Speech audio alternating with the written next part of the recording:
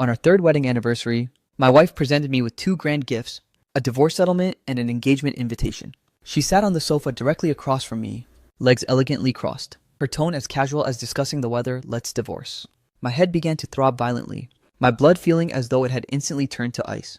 My fingers unconsciously tightened around the paper's edge, the sharp corners digging painfully into my palms. I looked up at her, my voice trembling. Why? Is there something I didn't do well enough? Even with my heart twisting like a knife, I habitually kept my voice soft and steady, terrified of disturbing her in the slightest. Everyone on the outside said, CEO, ye had married a perfectly composed, stable husband. But they had no idea. Over these last 3 years, hearing my gentle whispers only fueled the growing contempt deep in her eyes. She loathed this mild, submissive version of me, viewing me as spineless and devoid of ambition, little more than a hermit crab, clinging to her shell just to survive. You've been with me for 3 years. I won't leave you empty-handed. She nudged the divorce agreement closer to me, her movements crisp and efficient. Everything you're owed is clearly detailed inside. After years of dominating the business world, she was a master at solving problems with a checkbook, as if my 3 years of devotion and care amounted to nothing more than those few cold digits on a piece of paper. But why? I repeated stubbornly, ignoring the terms. She seemed somewhat caught off guard. In these 3 years, I had never questioned her or caused a scene, quietly playing the role of the perfect husband, perhaps out of respect for that silence. She finally spoke coldly. Yifeng is back. 3 years ago, Ye Juwei's first love, Chu Yifeng, chose to chase his dreams in the entertainment industry, rejecting her confession to head for the United States. He didn't want to be CEO Ye's husband. He wanted to be a superstar bathed in the limelight. But Ye Juwei was just as prideful. The day after he left the country, she made a high-profile announcement of our marriage, a marriage born entirely out of spite. I was merely a pawn used to retaliate against Chu Yifeng.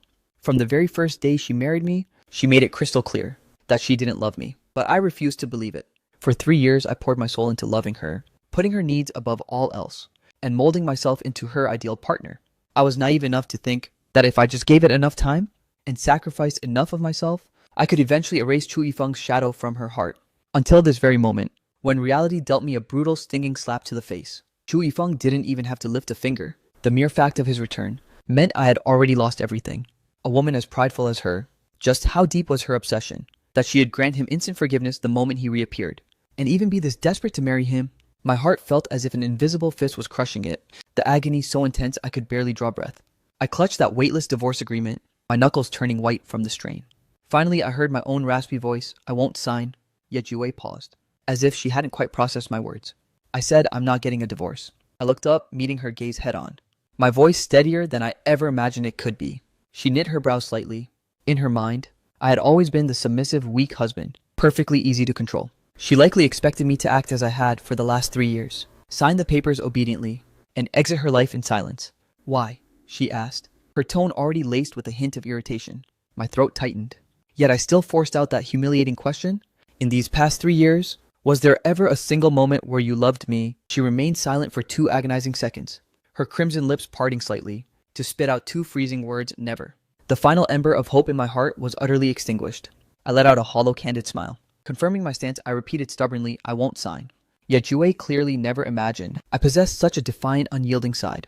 She lingered for a moment, studying me, her eyes reflecting a hint of surprise, but absolutely zero sympathy. Sign it or don't, it makes no difference. She rose from her seat, looking down her nose at me with a cold glare, before turning toward the exit. I've already brought Yifeng back home. The rhythmic click of her high heels faded into the distance, sounding like heavy thuds trampling all over my already shattered heart. The door clicked shut with a soft finality. I sat there, utterly isolated in the vast emptiness of the living room, still clutching those 2 pieces of paper, one designed to terminate my marriage, the other a proclamation of her new life. You're truly ruthless, Ye Juwei. I thought she would at least spare me some shred of dignity, considering that to the world I was still the master of the house and her legally wedded husband. But I was dead wrong. The very next day, Chu Yifeng strutted into my home with sickening arrogance. He had recently been injured while filming a movie, leaving both his legs fractured and binding him to a wheelchair.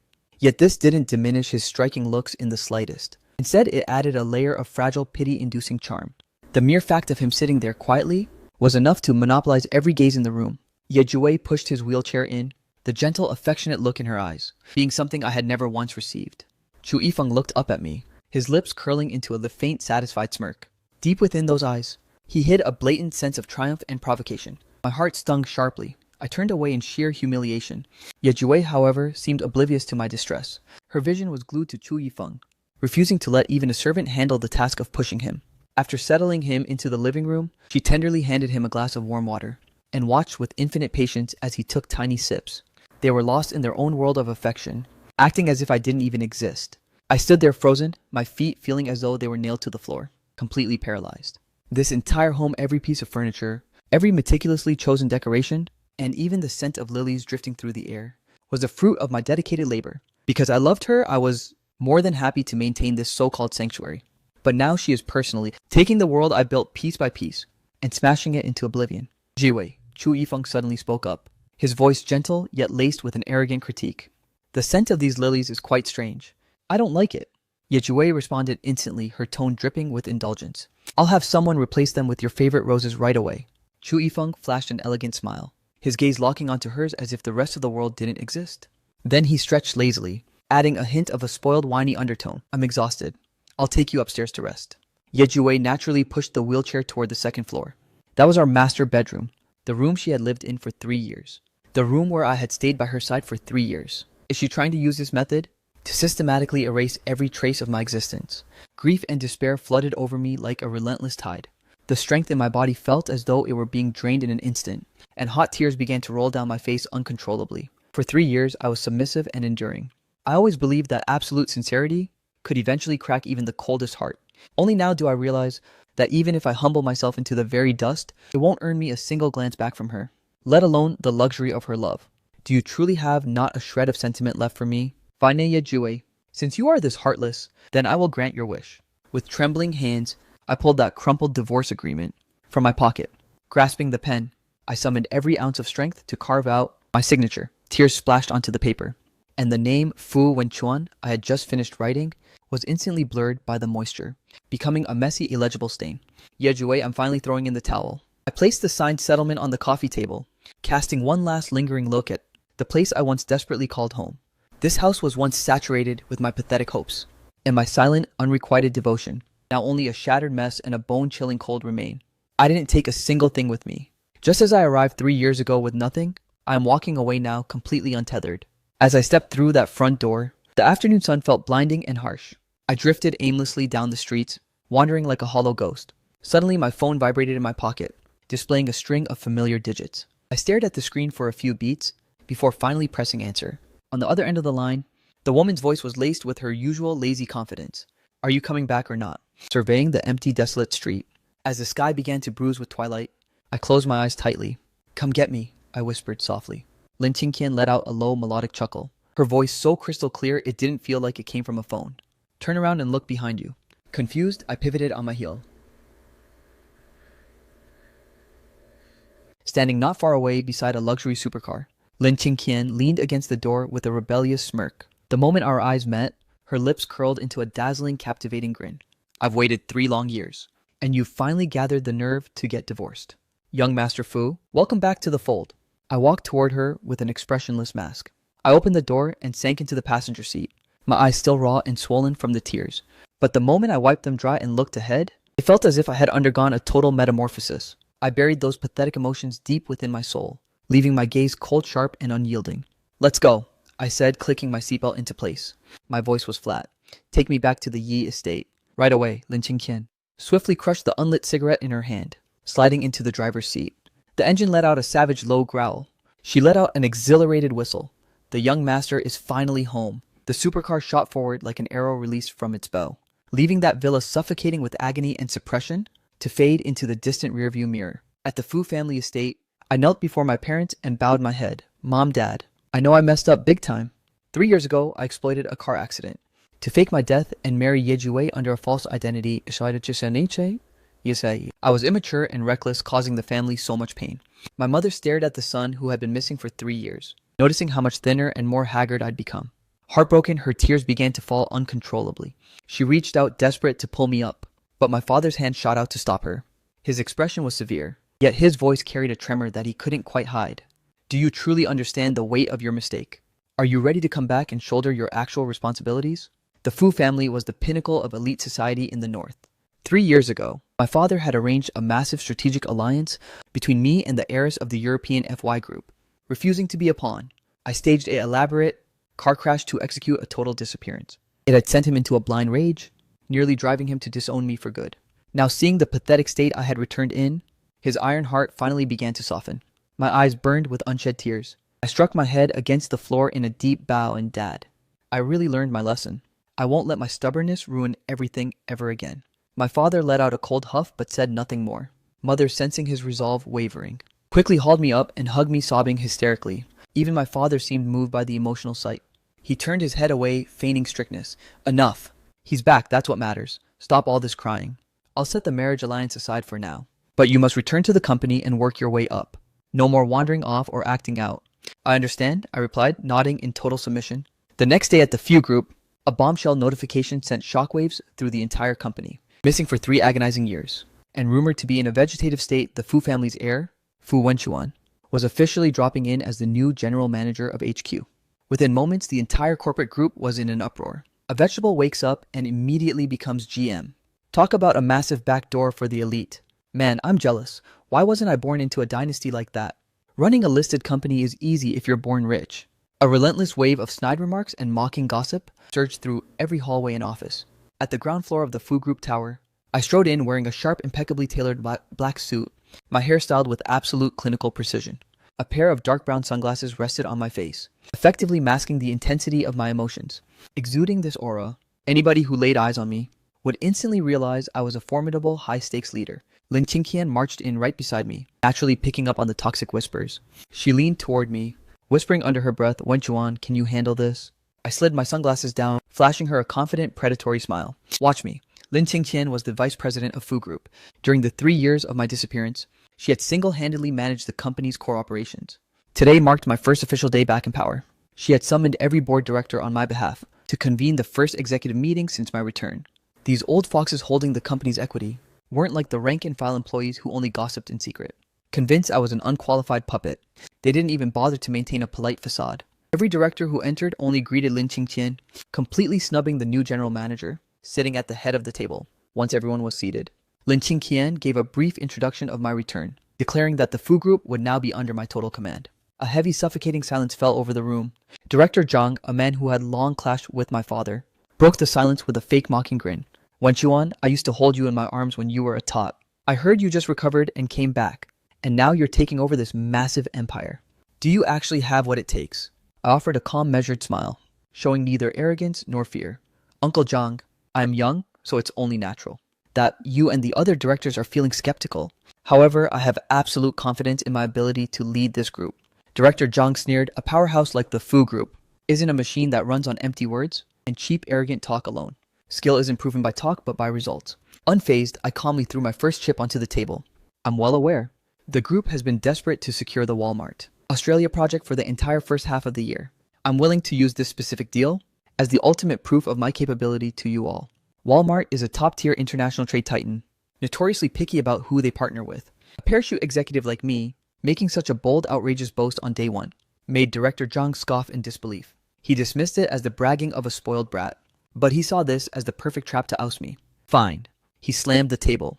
"If you actually land Walmart, we'll back you 100%. But if you fail, even if you are the chairman's own flesh and blood, you aren't fit to sit in that general manager's chair. It's a deal." Back in the general manager's office, Lin Qingqian watched me, sitting in the massive executive chair with total composure. She couldn't help but ask, "You've been planning this, haven't you?" I let out a smirk, pulling an elegant, high-end invitation from my desk.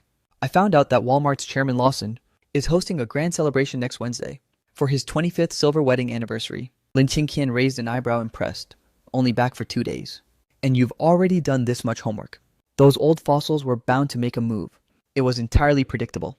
I swiveled my chair to face the skyline of towering skyscrapers. If I don't force those old-timers to acknowledge me, they'll keep stabbing my father in the back with their rumors. If I'm going to secure this throne for good, I have to show them what real power looks like. Suddenly remembering something, I beckoned Lin Qingqian closer. "Come here, there's one more thing I'm going to need your help with." In a flash, Wednesday night arrived. I donned a striking emerald necklace, and Lin Qingqian and I arrived dressed to the nines. Handing the car keys over to the valet, we strode together into the hotel's magnificent gilded ballroom. As we crossed the threshold of the gala, Lin Qingqian suddenly leaned in close to my ear.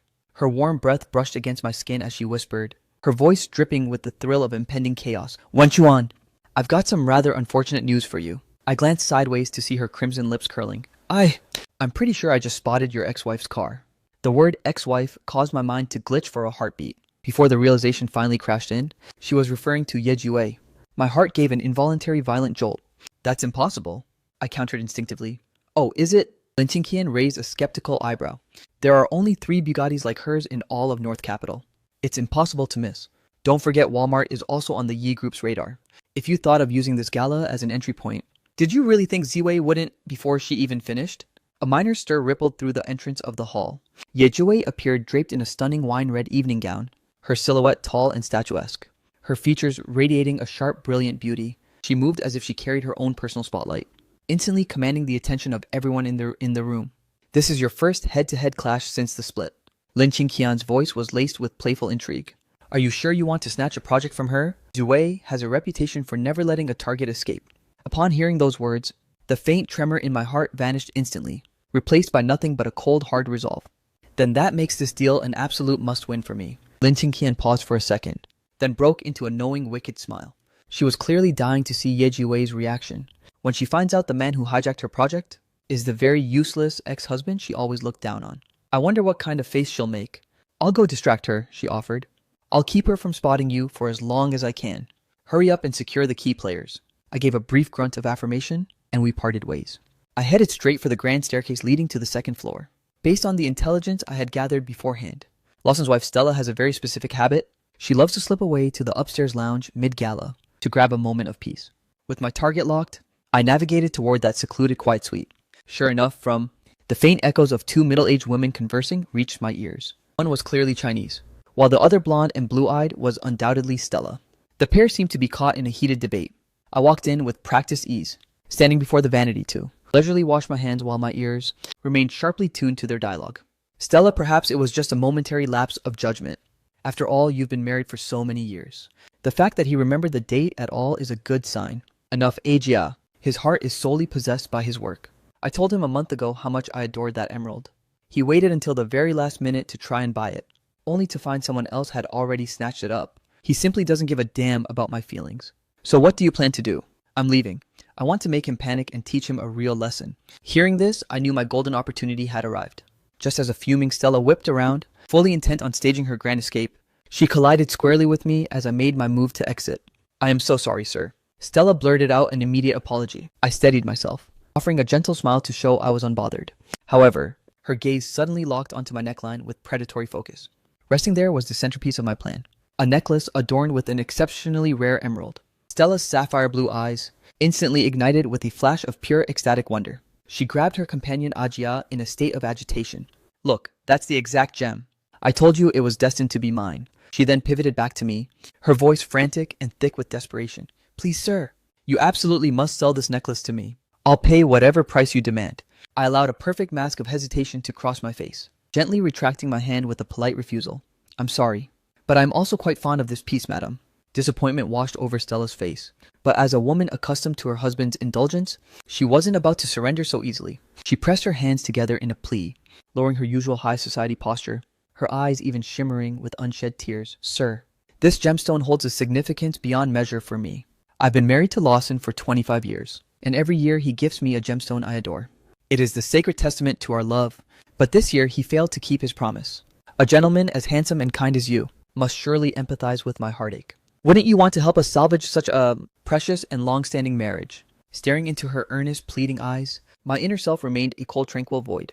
Yet I allowed a mask of deep emotion to touch my face. After a calculated moment of hesitation, I slowly unclasped the necklace. Gemstones are easily found, but a bond like the one you share with Mr. Lawson, spanning 25 years of devotion, is a rarity beyond any price. I handed over the necklace with a look of pure sincerity. I wish you both a lifetime of eternal happiness.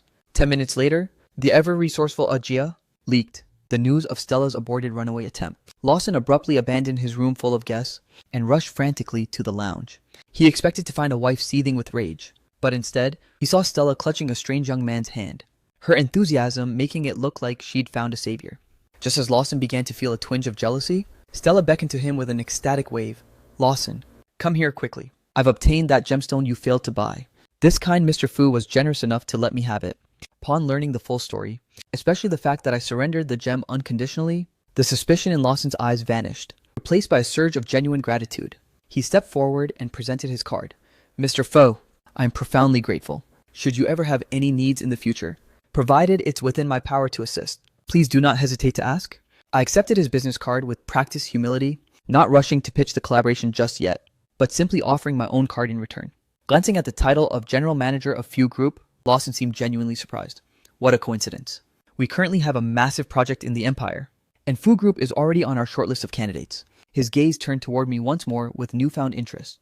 At such a critical turning point, the general manager of Fu Group happened to rescue his wife. Maintaining a perfectly composed expression, I took the initiative to explain, Mr. Lawson, I only assumed my current position a week ago, and I'm still familiarizing myself with our corporate operations. My encounter with your wife today was purely coincidental. To be perfectly honest, if I hadn't been moved by your beautiful love story, I wouldn't have parted with such a prized possession. Stella immediately jumped in to support me, shooting her husband a playful glare. Lawson's final shred of doubt vanished instantly. Instead, he found himself deeply admiring my selfless kindness and magnanimous character. He grasped my hand firmly once more. Mr. Fu, I trust your integrity implicitly. I believe a company led by someone like you will prove to be a most reliable partner. Down in the first floor ballroom, Yejue emerged from the dressing room, her expression looking rather grim. A clumsy waiter had accidentally drenched her designer gown in red wine. Even though the culprit had paid $500,000 in damages, it had completely derailed her original schedule. She had no time to waste on petty grievances. Snapping at her assistant, "Where is Lawson?" in the second floor lounge with his wife. Yejue immediately marched toward the elevators. The very second she stepped into the left elevator, the right elevator doors opened with a soft chime. I stepped out from within, finding Lin Qingqian waiting. "It's done," I said briefly. Lin Qingqian noticed my bare neck, breaking into a knowing smirk. "Let's move out, VP." Shortly after we made our exit, Yejue knocked on the door of the second floor lounge. The one who answered was Stella. "Hello, I am Yejue from the Ye Group. I have a scheduled appointment with Mr. Lawson." Hearing the name of the Ye Group and seeing such a beautiful woman seeking out her husband alone at night, Stella recalled that this was the very rival of the kind Mr. Fu. She snapped irritably, "My husband is resting." Before Yejue could react, the door slammed shut with a bang. Jui had never been snubbed so ruthlessly in her life. Her expression darkened instantly, and just as she was about to explode, her assistant approached trembling. "President Ye, the GM of Fu Group sent a message specifically for us." "What did they say?" "That the Walmart project is officially in their bag, and we shouldn't bother wasting any more effort." "And what else did they say?" The assistant braced for impact. "They said, smart people win over the woman first, while fools only focus on winning over the man." The implication couldn't have been more blatant. Fu Group had already charmed Lawson's wife, while Yejue was still stuck in the past chasing the husband. But the expected explosion of rage never came. Yejue stared intensely at that tightly shut door, her eyes swirling with deep, unreadable shadows, before slowly curling her lips into a frigid smirk. Intriguing. 1 week later, the results were finalized. Walmart's officially chosen strategic partner was indeed the Fu Group. With this single decisive victory, the old foxes on the board were forced to shut their mouths. And within the corporate ranks, the employees who had sneered at my sudden arrival quickly discarded their contemptuous attitudes. The name Fu Wenchuan had officially established its dominance within the group. Lin Qingqian insisted on dragging me out to celebrate, claiming we needed to soak in the commoner vibes. I didn't expect her to navigate through the back streets, only to lead me into a remarkably understated yet ultra-luxurious diamond boutique. This specific brand was famous for its unique designs and mysterious founder, releasing only a handful of pieces each year. The prices were astronomical, yet the elite fought to own them. Being hauled into the store by her, I was utterly confused. "Wait, are you getting married?" "To who? How did I not know about this?" Lin Qingqian gave my forehead a sharp, annoyed flick. "Married in your dreams. I brought you here to witness a little drama." She gestured subtly toward the side of the room. "There, recognize him." Following her gaze, I spotted a man dressed in a generic off-the-rack suit, meticulously scrutinizing rings at the display counter, his every move laced with a sense of nervous caution. He clearly didn't look like a regular at a place like this. "That's Chu Yifeng's personal assistant," Lin Qingqian whispered under her breath. "He's scouting out engagement rings for the big day." My heart skipped a beat. So Yejue really was going through with the engagement. That invitation wasn't just some sick joke. Diving into an engagement immediately after a divorce. Watching that assistant's intense focus, a bitter cocktail of emotions swirled within me. Moving on is one thing, but the 3 years of humiliation and neglect I endured didn't just vanish into thin air overnight. Back when I married Yejue, aside from a cold piece of paper, she hadn't given me a single damn thing. No grand wedding, no ring on my finger, not even a shred of a decent promise. "You brought me here just to see this." My tone was flat. "I'm helping you settle the score." Lin Qingqian shrugged.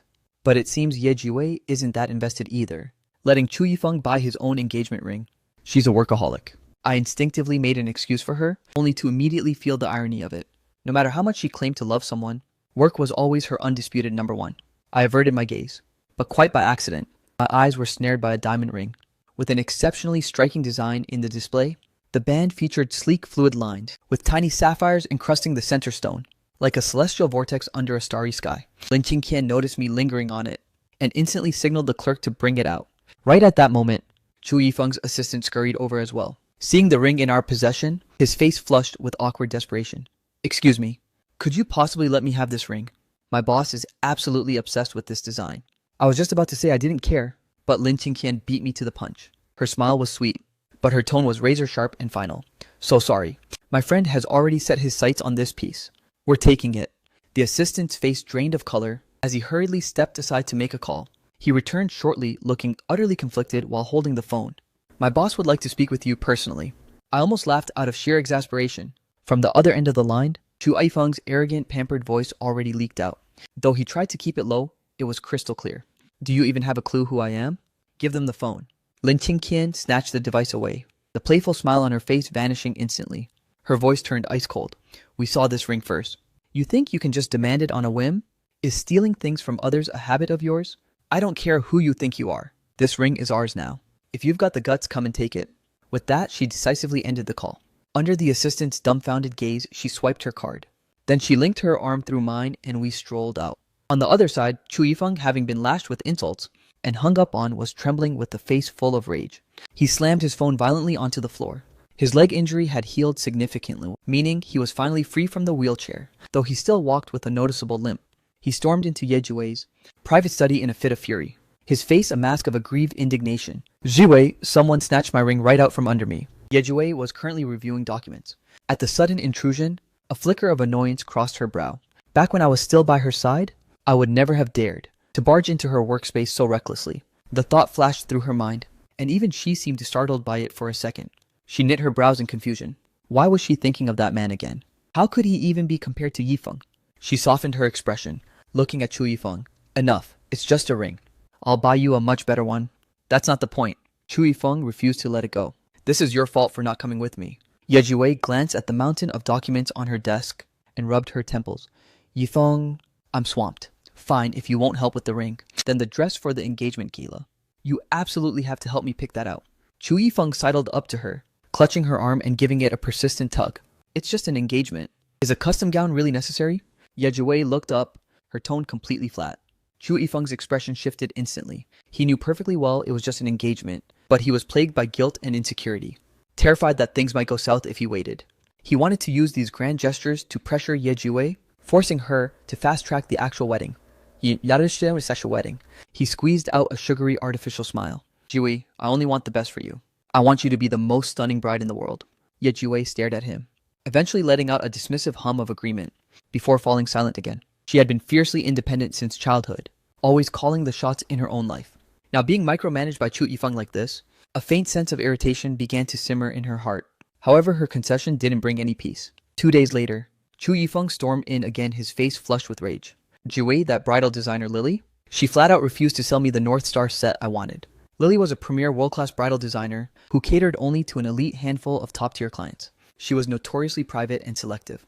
The North Star series she designed was the ultimate fantasy for every socialite on the planet. Chu Yifeng had somehow seen a catalog and became instantly obsessed. Ye Jiwei frowned. Chu Yifeng seemed to be getting more spoiled and erratic by the day. But Chu Yifeng acted completely oblivious, snatching her phone away instead to arrogantly send a friend request to Lily's work account. "Jiwei, you have to talk to her for me. There's no way she'd disrespect the power of the Yi family. I won't settle for anything less than you in that dress." He nagged her repeatedly before finally making his exit. As the study fell silent once more, Ye Jiwei glanced at the pending request for the contact name Lily. She began to feel that Chu Yifeng had become far too entitled under her indulgence. She didn't address the request immediately. Instead, her gaze drifted toward the pile of documents prepared for the Walmart deal, now nothing more than a stack of useless paper. This spectacular failure was a rare stinging setback in her corporate career. Over the past few days, she had replayed the Fu Group GM's taunt in her mind, and yet she felt no fury. Instead, a long-dormant spark ignited, the exhilarating thrill of finally meeting a worthy opponent. She dialed a private line. I want a comprehensive dossier on the Fu Group's new GM. Get it to me immediately. Understood. As she hung up, a notification chime echoed through the room. Lily had finally accepted the friend request, yet Yue's expression remained frostily detached. But she eventually began typing a message. Hello, designer Lily. This is Ye Jiwei of the Ye Group. My fiancé has set his heart on the North Star collection. I wish to purchase it. Price is of no concern. After sending the message, there was a several-minute delay before the reply came. Is that so? Yes, that bridal set is extremely significant to me. A few moments later, another message arrived. Lily, I only sell my creations to lovers with pure souls and noble, virtuous hearts. Apologies, Ye Jiwei stared at the glowing screen, her eyes flashing with a predatory chill. If she wasn't misinterpreting this, the designer was essentially insulting her to her face. Things were certainly becoming interesting lately. One person after another was daring to defy her. The high-born heiress's patience had finally reached its limit. She didn't bother replying. She simply tossed her phone aside with a look of disdain. I set down my secondary work phone, a cold, mocking smirk playing on my lips. That's right. The globally renowned bridal designer Lily is none other than me. I, Fu Wenchuan, have been obsessed with design since my school days, and I possess quite a natural flair for it.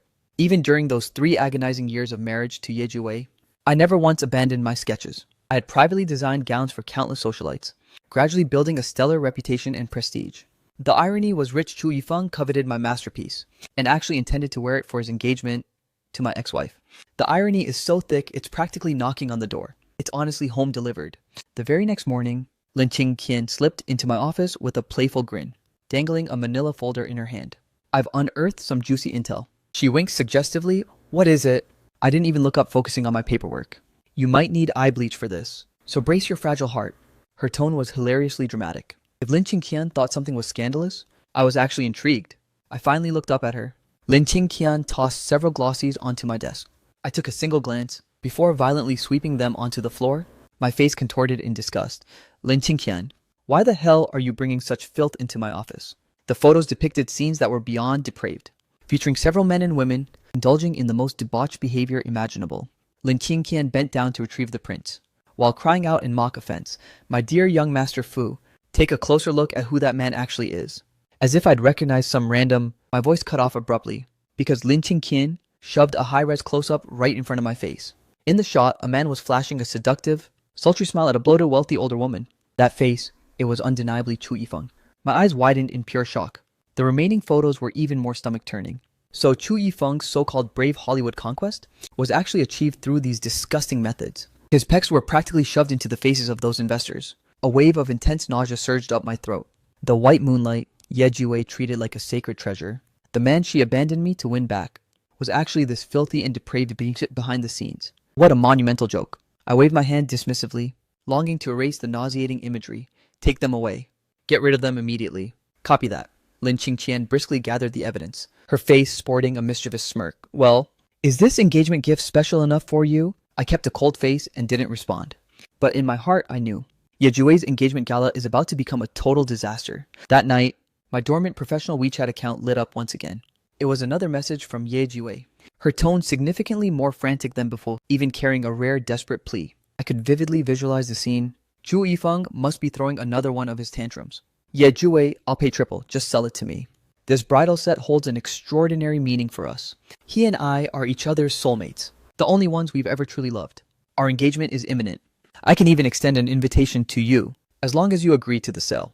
I'll consider any request you have. Staring at the phrase, only ones we've ever loved, the final ripple of emotion in my heart went stone cold. So I didn't even qualify as someone she once loved.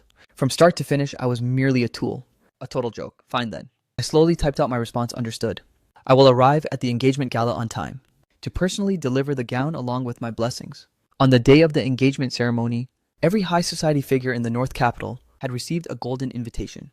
Ye Jiwei was being incredibly flashy, undoubtedly broadcasting to the entire world exactly how much she prioritized Chu Yifeng. Lin Qingqian, as the vice president of Fu Group, was naturally among the invited elite. She leaned in a corner with her glass watching coldly, as Chu Yifeng clung to Ye Jiwei's arm, strutting around like a preening peacock to offer toast. Chu Yifeng was dressed exceptionally loud today. A bold blue suit, hairstyled with obsessive precision, and an insufferable smug grin plastered on his face, as if he had already conquered the world. Ye Jiwei remained as stoic and composed as ever, at least until she spotted Lin Qingqian approaching. Her gaze sharpened. Vice President Lin, Lin Qingqian raised her glass, her smile polite yet laced with a hidden edge. Congrats, President Ye. I accidentally ruined your gown at the last gala, so consider this drink my formal apology. She downed the wine in a single elegant gulp. Ye Jue was well aware that the woman standing before her represented Fu Group, the elusive tactical vice president of Fu Group, the same woman who, coincidentally, drenched her in red wine at the previous gala, to stall her while Fu Wenchuan made his move. Impressive tactics, President Lin. Ye Jue's voice was a low, dangerous rumble. But where is your illustrious general manager? He's curiously absent today. She had been aching to confront the opponent who handed her that humiliating defeat.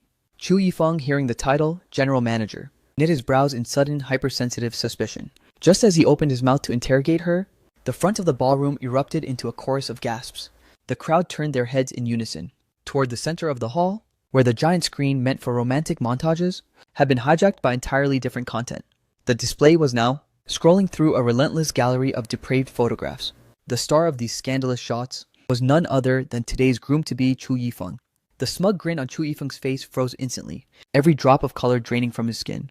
He stood there as if struck by a lightning bolt, his entire body beginning to tremble uncontrollably. No, that's not right. Zhui, let me explain. These are fakes. Someone is trying to frame me. He grabbed Ye Jue's arm in a frantic panic, his voice reaching a shrill, desperate pitch. Ye Jue stared at the crystal clear, undeniably authentic images on the screen. Her face turning cold enough to freeze the air. The Chu Yifeng in the photos was debauched and wild, entangled with a sordid parade of men and women, a total stranger to the pure and proud first love, who had allegedly left to chase his dream. The room erupted into a wave of anti-cells. Insan sapaja trong gimu sa taut sia sacha. Man si so sense so lukam. In Jomonga wait is okay. It any is sense. For sure on this out.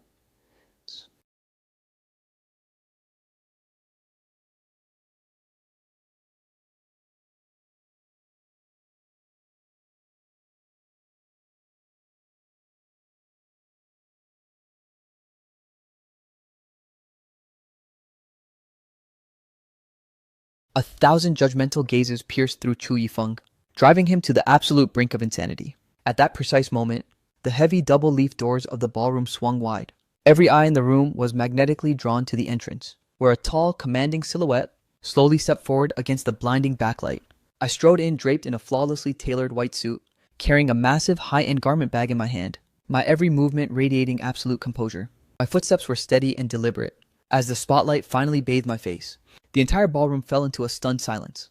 Ye Jue's pupils constricted in sheer shock. Chu Yifeng shrieked in a lost voice, Fu Wenchuan! It's you. You're the one behind the sabotage. Under the intense gaze of the elite crowd, I paced forward until I stood directly before them. My calm gaze swept over Ye Jue's horrified face, before locking onto the deathly pale Chu Yifeng. Mr. Chu, you're mistaken, I said with a faint smirk, my voice resonating through the hushed hall. You were the one begging me to show up today. With that, I unzipped the designer garment bag, revealing the exact North Star bridal set that Chu Yifeng had been so desperate to possess. Chu Yifeng looked as if he'd seen a ghost, pointing at me with trembling, bloodless lips. You are Lily. Ye Jue whipped her head toward me, her gaze as sharp and lethal as a blade. Were you the one who leaked those photos? Are you referring to these lewd shots, President Ye? I met her piercing stare head-on, my tone laced with utter indifference. With my status, I wouldn't stoop to such cheap tricks. Your status? Ye Jue let out a cold mocking laugh. And just what is your status? A pathetic ex-husband I kicked to the curb. Ziwei, Chu Yifeng tried to intervene his voice, breaking into a pathetic sob. Right at that moment, two figures stepped out from the crowd, exuding an undeniable aura of authority. Lawson walked toward me with a look of pure delight. Mr. Fo, what a surprise to encounter you here. Lawson noticed Ye Jue clutching my wrist, and his brow furrowed in immediate disapproval. His tone turned stern. President Ye, is this how you treat your esteemed guests? Mr. Fu is not only Walmart's most vital strategic partner, but he is also the general manager of the Fu Group. The title general manager struck like a thunderbolt, exploding in Ye Jue's ears. She stared at me in total staggering disbelief, her eyes scanning me up and down frantically, desperate to reconcile the man she once knew with this cold, commanding and dangerously sharp figure before her, desperately hunting for the shadow of the submissive, invisible Fu Wenchuan she once knew. But there was nothing, not a single trace remained. The man she once dismissed as a mere disposable pawn was currently standing before her with an aura of absolute overwhelming dominance. Backed by the might of an international titan, he was the very power player she had craved to partner with, the true successor of the Fu Group, She spoke slowly, grounding out each syllable, as if forcing the words through clenched teeth. You certainly hid your true self well. I coolly brushed her hand off my arm and meticulously straightened my cuffs. My voice was flat. I'm nothing compared to your keen insight, President Yi. Those words landed like a brutal backhand across Jiwei's face. The insight she prided herself on, the soulmate she had handpicked over me, was currently nailed to a pillar of absolute shame, enduring the mockery and ridicule of the entire elite circle. And the one who had orchestrated this downfall was the very man she had discarded like worthless trash me. Lin Qingqian strode over and took her place by my side, standing as my most unshakable ally. Suddenly, Ye Jiwei's phone began to vibrate violently. She glanced at the screen. It was an emergency alert from her headquarters. The moment she answered, her assistant's panicked, cracking voice erupted. President Ye, disaster, our core technical development team. They've all been poached in a mass resignation. It's the Fu Group. Jiwei's knuckles turned bone white as she gripped the phone. She slowly lifted her gaze to meet mine and Lin Qingqian's, her eyes filled with a murderous, bone-chilling frost. It was you. Lin Qingqian flashed a radiant, wicked smile. Just a modest little homecoming gift? Do you like it, President Yi? What exactly is it that you want? Ye Jiwei hissed, barely containing her exploding rage. I looked at her and the shivering, pathetic wreck that was Chu Yifeng. Every lingering spark of emotion in my heart fell into a deep, dead silence. All the past humility and agony I endured crystallized in this moment into a cold, intoxicating sense of retribution. Ye Jiwei, I began slowly, my voice not raised, yet perfectly audible to everyone in the hushed room. I'm giving you exactly two choices. Either cancel this pathetic farce of an engagement immediately and publicly expose Chu Yifeng for the fraud he is, or watch as your precious Yi group, gutted of its core talent, slowly spirals into total bankruptcy. I leaned in, moving close to her ear, lowering my voice until only she could hear me. Just like how you abandoned me at our wedding feast, discarding me without a single trace of hesitation, just to run back and handle a business crisis. Now the roles are reversed. Make your choice. Jiwei's face turned a ghostly, terrifying shade of pale under the lights. She stared at me, and within those eyes that were always so cold and calculated, there was now a turbulent storm, a raw panic she hadn't even realized she was capable of. Fu Wenchuan, her voice was strained, each word sounding as if it were being choked out of her throat. Do you really have to push me this far? Push you, I nearly burst out laughing, though my heart felt like a block of ice. President Yi, ask yourself who started this, who treated marriage like a game, viewed people as disposable tools, and trampled a person's sincere devotion into the dirt. After 3 years, you couldn't even give me a shred of dignity. Chu Yifeng had long since lost his smug peacock attitude. Shivering now like a frightened wet bird, he gripped Ye Jiwei's arm with a death grip, his voice thick with pathetic sobs. Ziwei, don't believe a word he says. Those photos are fakes. He photoshopped on them. He's just jealous of me. He's trying to ruin us. I didn't even bother to spare him a second glance. He was nothing more than a pathetic clown. Ye Jiwei's chest heaved slightly. She scanned the room at the guests' varying expressions, the prying, mocking stares that pierced her like 1,000 needles. She glanced back at the giant screen, displaying the irrefutable evidence of his debauchery, then finally locked her eyes back onto my face. Time seemed to freeze in that moment, every second stretching out into an eternity. I watched the internal struggle flickering in her eyes. On one side, her meticulously planned, flashy engagement gala, and her lost and found first love. On the other, the Yi group, the empire she built that was as dear as life itself. What a deliciously ironic ultimatum. It was a perfect mirror of our wedding 3 years ago, when he received a so-called emergency call and abandoned me despite my heart full of hope, turning his back and walking away. Back then, his choice was the company, and now, after a long, heavy silence, he looked as if he had drained every ounce of strength, closing his eyes tightly. When he opened them again, only cold, calculated resolve and exhaustion remained. He wrenched his arm away from Chu Yifeng's grasp, a small movement yet thick with unquestionable finality. Then he turned toward the entire assembly of guests, seizing the microphone offered by the master of ceremonies. His voice echoed through the speakers across the hall, crystal clear but completely devoid of warmth. My sincerest apologies to everyone present. Due to unforeseen circumstances, today's engagement ceremony with Mr. Chu Yifeng is officially cancelled. The room instantly erupted into chaos. Whispers, gasps of shock, and the frantic clicking of cameras rose in a deafening wave. Chu Yifeng stood there as if struck by lightning, stumbling back while staring at Ye Jiwei in pure disbelief. He began to shriek. Jiwei, you can't do this. How can you listen to him? He's lying to you. He hates us both. Ye Jiwei completely ignored him, not even deigning to spare him another glance. He only stared directly at me, his gaze an unreadable vortex of emotions. Fu Wenchuan, is this enough to satisfy you? Satisfied, my heart felt like a hollow void. There was none of the sharp, vengeful thrill I had imagined, only a barren, desolate weariness. Seeing him once again for the sake of the company, abandoned love without a single shred of hesitation. I only found it incredibly ironic. And for that naive, self-sacrificing version of my past self, I felt a deep, profound sorrow. President Ye's decision-making is as ruthless as ever, I commented with a flat tone, betraying neither joy nor anger. Lin Qingqian gently nudged my arm from the side, signaling that it was time for us to depart. The objective had been secured. There was no longer any reason to remain in this farce.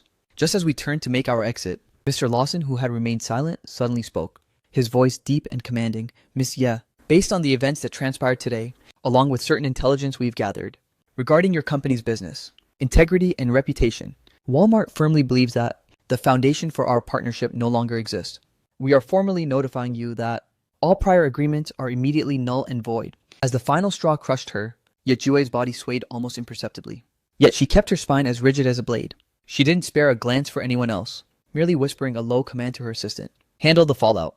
Then, under the complex gazes of the entire crowd, with her back held perfectly straight, she paced forward and exited the ballroom that had witnessed her total disgrace. Her silhouette remained haughty and proud, yet it radiated an indescribable sense of desolation.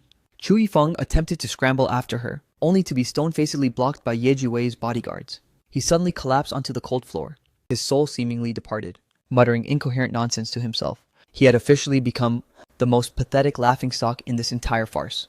Lin Qingqian and I stepped out of the hotel, the night breeze carrying a sharp, refreshing chill that swept away the lingering gloom in my heart.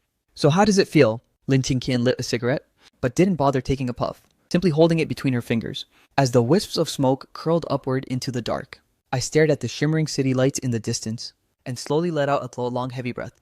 Like waking up from a long, exhausting nightmare. Now the dream is finally over. Any regrets? She glanced at me sideways, her eyes appearing hazy in the moonlight. I shook my head slowly. Not regret. I just find it all meaningless. Hurting someone who never truly cared about you is like punching a cloud of cotton. The only thing that bounces back is your own futility. Let's head back. Lin Qingqian pulled the car door open. Young Master Fu, your real battlefield is back at Fu Group. I assumed the nightmare would finally conclude here. Yet Yue had officially called off the engagement. Chu Yifeng's reputation was utterly decimated, and the Ye Group had lost a pivotal partnership. This gave the vultures on the board of directors, those who had been hungrily eyeing her seat, a perfect opening to strike. Her life was about to become a living hell. It was time for me to refocus on Fu Group and truly launch my own empire. But I never could have predicted that the real storm was only just beginning to brew. The following day, the internet exploded with news of Chu Yifeng's depraved photos and chaotic private life, reaching a total breaking point. The scandal dragged down several high-profile figures and even ignited a massive public outcry against the dark side of the entertainment industry and capital greed. Chu Yifeng was finished. There was zero chance of a comeback for him. However, at that very same moment, a more covert and far more venomous rumor began to spread silently like a viper in the grass. The rumors targeted the new general manager of Fu Group, claiming my personal life was equally degenerate, stating I was completely promiscuous, and abused my power to prey on subordinates and partners. It even insinuated that I was physically unclean. Initially, it seemed to be a small-scale smear campaign, so I didn't pay it much mind. A clean conscience fears no false accusations. Besides, these types of baseless fabricated rumors are unfortunately common in our high-stakes circle, until today. Just as I was preparing for a major industry summit, my secretary rushed in breathless, her face completely drained of color. VP, downstairs. There's a massive swarm of reporters, and there's a man holding a picket sign, claiming you infected him with HIV, and demanding that you take responsibility. My heart skipped a beat as the severity hit me. I walked to the window and looked down. Outside the main entrance of the corporate tower, a dense black sea of reporters had indeed gathered. In the center stood a haggard, gaunt, middle-aged man, surrounded by a frenzy of flashing cameras. He was shrieking accusations with every ounce of his lungs. The placard he hoisted high in the air bore my name written in blood-red ink, accompanied by a barrage of vile, slanderous labels. Alert security to maintain order. And call the police immediately, I commanded calmly, though a dark shadow loomed over my heart. This was clearly no coincidence. Someone was pulling the strings from the shadows, desperately trying to chain me to Chu Yifeng's toxic mess and drag me down with him. They wanted to utterly decimate my reputation and Fu Group's name. Over the following days, the situation spiraled out of control. That man even began storming Fu Group's shopping malls and construction sites to cause massive scenes, attracting a swarm of hungry social media live streamers. Even though I had legal and peer intervened instantly, issuing several stern formal statements and preparing multiple lawsuits, the lies traveled 1,000 times faster than the truth. The hashtag Fu Wenchuan's degenerate life and rumors of a hidden disease were boosted to the top of the hot search. The board of directors calls came in one after another, their voices dripping with suspicion and immense pressure. The company's stock price began to fluctuate wildly, and several partners we were currently negotiating with suddenly became hesitant and indecisive. My father summoned me back to the ancestral manor, his face a mask of cold fury. What is the meaning of this? Who is that man? And what is your connection to him? Dad, I've never seen that man in my life. I rubbed my temples, exhausted by the chaos. This is a transparent attempt at character assassination. Who's behind it, Ye Jiwei? Or that cockroach, Chu Yifeng? Father's gaze was like a searing saw. It could be either of them. I paused for a moment. But tactics this dirty and venomous stink of Ye Jiwei's signature style. She's always been the type to stop at nothing to get her way. Once her core interests are threatened, her counterattack is absolute and merciless. I don't care who it is. This must be terminated immediately. Father slammed his hand against the table. Fu Group will not be ruined by such bottom-tier filth. Vicious rumors. What support do you need from the family? Just say the word. I nodded. But my heart felt like lead. Allegations involving privacy and morality are the most grueling to debunk. People are often far more eager to believe sensational lies than they are to accept the boring truth. Back at the apartment, I collapsed onto the sofa, overwhelmed by a soul-crushing exhaustion. My career just launched, and I'm already facing this filth. What's even more unsettling is that Lin Qingqian has seemed incredibly preoccupied lately, frequently vanishing without a trace. Even her phone calls are hurried and brief. Just as the thought crossed my mind, the door swung open. Lin Qingqian entered, carrying the chill of the night air. She paused when she saw me. Still awake? Waiting for you. I sat up straight. What have you been so busy with lately? Corporate business. Lin Qingqian shed her coat and sat beside me, massaging her temples wearily. Some overseas issues required my immediate attention. How are things on your end? I've seen the headlines. How do you think? It's a total train wreck. I forced a bitter smile. Someone is trying to nail both me and Chu Yifeng to the exact same pillar of shame. Lin Qingqian fell silent for a moment. Suddenly she asked, Wenchuan, those photos of Chu Yifeng at the engagement gala? Where did you actually get them from? Su, I glanced at her. Didn't you give them to me? I did, Lin Qingqian nodded. But I mean before that, much earlier. Who actually went out and secured those photos? And who authorized their release during the gala? I was stunned. Lin Qingqian had been the one to dig up those photos, and she was the one who handed them over. But on the day of the engagement, our original agreement was that I would present the wedding dress and force Ye Jiwei and Chu Yifeng into a corner. As for those scandalous photos, our initial strategy was to hold them as high-stakes leverage, to be leaked only when the timing was perfect, and definitely not in such a chaotic public setting, broadcasted in a way designed for maximum humiliation. The scene was so frantic back then that I assumed she'd spontaneously added fuel to the fire. After that, disaster struck after disaster, so I never gave it a second thought. Wait, you didn't arrange for the footage to play? I knit my brows tightly. Lin Qingqian shook her head, her gaze swirling with complexity. It wasn't me. I certainly wanted to make them suffer, but that method was way too extreme.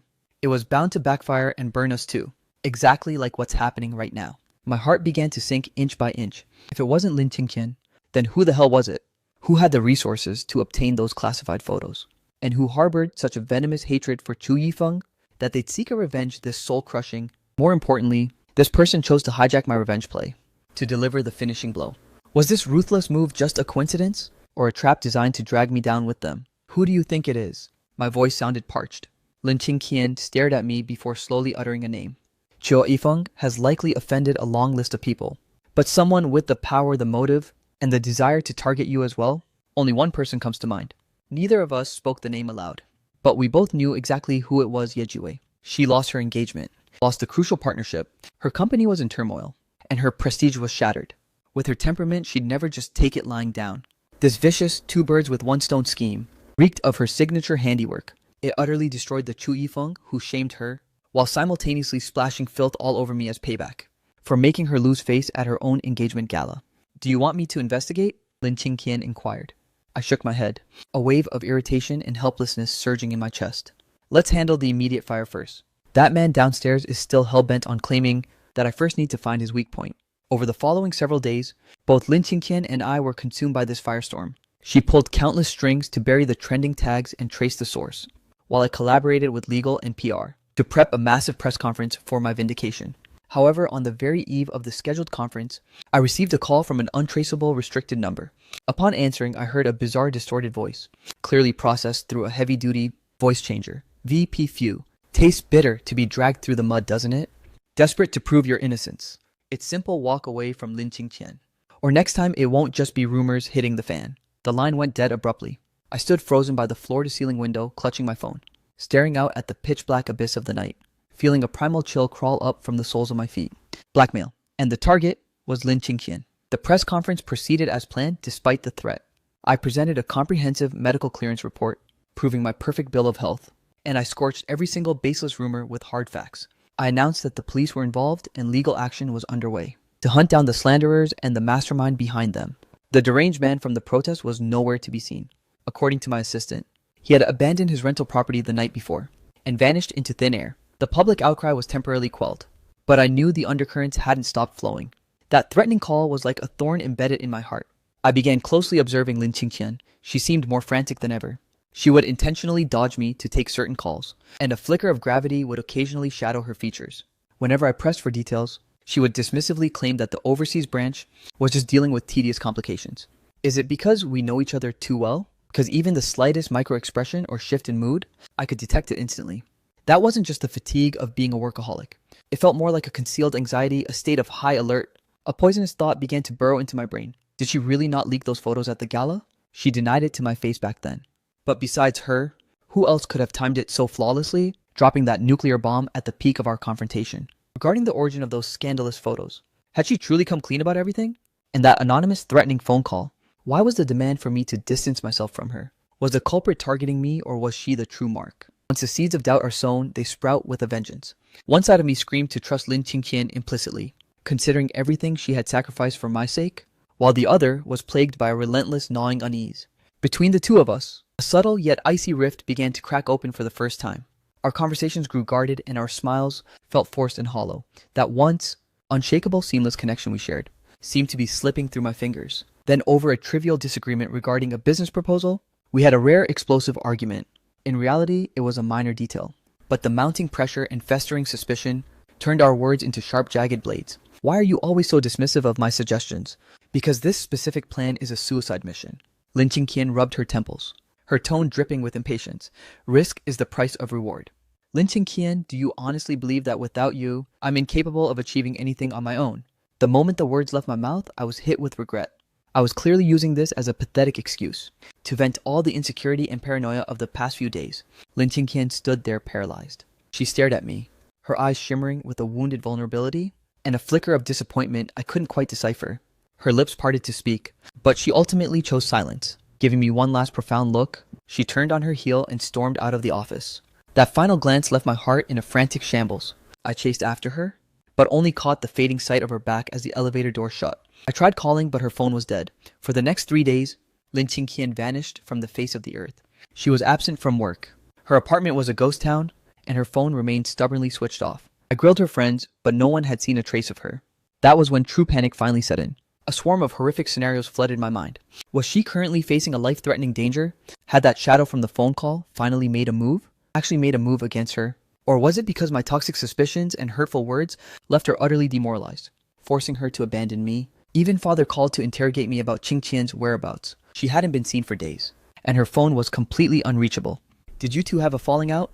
I was speechless, offering only vague excuses, while my insides were churning with pure agony.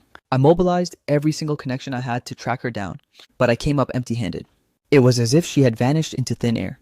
A tidal wave of panic and regret swallowed me whole. Compared to the slanderous rumors and anonymous threats, Lin Qingqian's sudden disappearance was the only thing that inspired a soul-crushing terror. The moment I faced the reality of losing her, it became crystal clear just how vital she was to my existence. She wasn't merely a friend, a sister, or a comrade in arms. She had already become an inseparable piece of my soul. The light that illuminated my bleak past and empowered me to forge ahead. What use were doubts? What use were suspicions? Faced with the possibility of her being gone forever, everything else felt pathetic and trivial. On the evening of the 4th day, I returned to the apartment utterly defeated. Sitting there in the suffocating darkness, I gripped my phone with white knuckles, praying for it to vibrate with even a whisper of her voice. Right then, the faint, distinct click of the door lock echoed. I snapped my head up. The door creaked open, and the hallway light silhouetted a familiar figure. Lin Qingqian stood at the threshold, looking drained and weary, covered in the dust of travel, but thankfully unharmed. A massive surge of relief obliterated my last shred of logic. I lunged forward, pulling her into a desperate, crushing embrace. Holding her so tightly, it felt like I was welding her to my bones. "Where the hell did you go? Do you have any idea how much I've been losing my mind? My voice was raw and completely broken, my voice trembling with the raw shock of a survivor. Lin Qingqian's body stiffened for a heartbeat before finally softening into the embrace as she gently patted my back to soothe me. Her voice was muffled against my chest. I'm okay, I just had some personal matters to settle that required absolute silence and focus. So I shut off my phone. What kind of business could you possibly hide from me? Is there still anything left that we can't share? I slowly released her, searching her eyes with an intense focus, my own gaze simmering with lingering fear and suppressed rage. Do you have any idea how terrified I was? I thought something happened to you. I thought. Lin Qingqian reached up, cupping my cheek, her fingertips tracing my skin with a slight chill. Her expression was a labyrinth of complex emotions. Wen Chuan, she whispered, there are some things that I simply cannot reveal to you just yet. But please, you have to trust me. Nothing I do will ever be meant to hurt you. Then, what about those photos at the gala? I finally forced the question out into the open, anchoring my eyes on her face to catch any reaction. Was it really not you who leaked them? Lin Qingqian remained silent for a few agonizing seconds before shaking her head. No, I didn't leak them. But I think I have a lead on who did. Who? It's not just one person. She pulled her hand back, her tone shifting into a calculated, professional calm. Chu Yifeng has crossed more people than we ever imagined, and they are far more ruthless than us. Someone harbors a deep-seated hatred for him and gathered that dirt long ago, merely waiting for the ultimate moment to drop the hammer. Our appearance at that engagement gala simply provided them with the perfect stage. And those shadow players? They likely wanted to gauge our reaction, or perhaps just muddy the waters. Was it Ye Jiwei? I pressed her. She might be one of the pieces, or she might be just another pawn. Lin Qingqian's gaze drifted toward the distant horizon, but the leaker's objective was crystal clear: to utterly annihilate Chu Yifeng, while turning the entire situation into a chaotic mess. Your intervention, and the subsequent turmoil within the Ye group, were likely all part of someone's grand design or expectations. I listened intently, only to realize this pool of filth is deeper and murkier than I thought. It turns out the mantis stalks the cicada unaware of the oriole behind. That threatening phone call, Yan Xi's, I received a nearly identical warning. Lin Qingqian stated calmly, though my heart tightened at the news. That's why I vanished to investigate a few leads in private. Wen Chuan, we might have inadvertently stepped into a far more sinister and complex trap. One that targets much more than just you. Much more than just me. She took my hand in hers, a surge of resolute strength radiating from her palm. But I'm back now, regardless of what game they're playing. We face it together, feeling the warmth of her hand, and seeing the undeniable conviction and trust in her eyes. The turbulent waves of doubt and unease in my heart miraculously began to settle. I squeezed her hand back and gave a firm, determined nod. Together, all the prior suspicion and the rift between us dissolved in that single embrace and those brief words, thawing away for the time being. Yet we both knew the core problems remained unresolved. They were merely suppressed. A dense fog still loomed heavily over the path ahead. Lin Qingqian's return brought me a much-needed peace of mind. But the external storm showed no signs of passing, even after the man from the protest vanished. And though the rumors about me lacked fresh fuel, the damage to my reputation persisted, especially among our old-school conservative partners. While I was strategizing my next move to break this deadlock, an utterly unexpected individual reached out to me. Ye Jiwei's secretary called, their tone surprisingly respectful. They claimed President Ye requested a private meeting with me to discuss certain matters. My first instinct was to shoot it down. What could we possibly have left to discuss? But after hearing about it, Lin Qingqian urged me to go. Hear her out, she advised. You might stumble upon some unexpected intel, or at the very least gauge her true intentions. I weighed the options and eventually agreed. The location was a secluded, high-end tea room. When I saw Ye Jiwei again, she looked noticeably thinner. Her makeup was as flawless as ever, but her eyes betrayed a weariness she couldn't mask, along with a spark of desperation I'd never seen before. The legendary, untouchable President Ye seemed to finally be plagued by common anxiety. Fu Wenchuan, she said, cutting straight to the chase, bypassing even the most basic pretenses of small talk. I want to make a deal. I merely cocked an eyebrow and remained silent, waiting for her to elaborate. I know exactly who is pulling the strings behind the smear campaign targeting you lately. She locked her eyes onto mine. I can provide the hard evidence you need, helping you clear your name once and for all. I can even identify who leaked those photos at the gala. And the price, I asked, completely unfazed. There's no such thing as a free lunch, especially when Ye Jiwei is the one serving it. Her hands resting on her knees tightened slightly. The Ye group requires an immediate capital injection to weather this current financial storm. Only 500 million, a drop in the bucket for the Fu group. I nearly burst out in a cynical laugh. 500 million for her evidence and truth. She truly overestimated her own leverage and drastically underestimated me. President Ye, it seems your intel is outdated. I took a slow, deliberate sip of my tea. I can handle those pathetic rumors on my own. As for who leaked the photos at the engagement party, quite frankly, it's no longer a priority for me. After all, Chu Yifeng is already dead in the water, isn't he? Jiui's face paled further, turning a ghostly white. She clearly didn't expect such a blunt, cold rejection. Fu Wenchuan, are you truly hell-bent on destroying me? She lowered her voice, betraying a faint, almost imperceptible tremor. Think of the 3 years of feelings we shared. Feelings. I cut her off mid-sentence, the words sounding utterly ridiculous. Jiwei, did such a thing ever actually exist between us? What were those 3 years to you really? A performance to spite Chu Yifeng. A temporary contract for a live-in housekeeper. She was left speechless, choked by my words. Her chest heaving with shallow breaths. I set my teacup down and rose to my feet. If that's all you have to say, I'll be taking my leave. President Ye, you chose this path yourself, when you chose Chu Yifeng over me, and chose that vile way to end our marriage. You should have anticipated this day would come. Fu Wenchuan, she suddenly shrieked, stopping me, her voice laced with a desperate scorched earth resolve. What if I told you that your staged death in that car accident, and the way you hid your identity to approach me, are things my father and Fu Group's old rivals have suspected for a very long time? If I hand them everything I know, how do you think that will end for you? Git. My footsteps halted abruptly. I turned back slowly, piercing her with a gaze as cold as a winter grave. She actually knew all along, or rather she had pieced it together, and now she was using it as a weapon against me. Are you threatening me? My voice was eerily calm, causing the temperature in the room to plummet. I'm simply stating a very real possibility, Jiwei said, meeting my gaze head-on, refusing to flinch.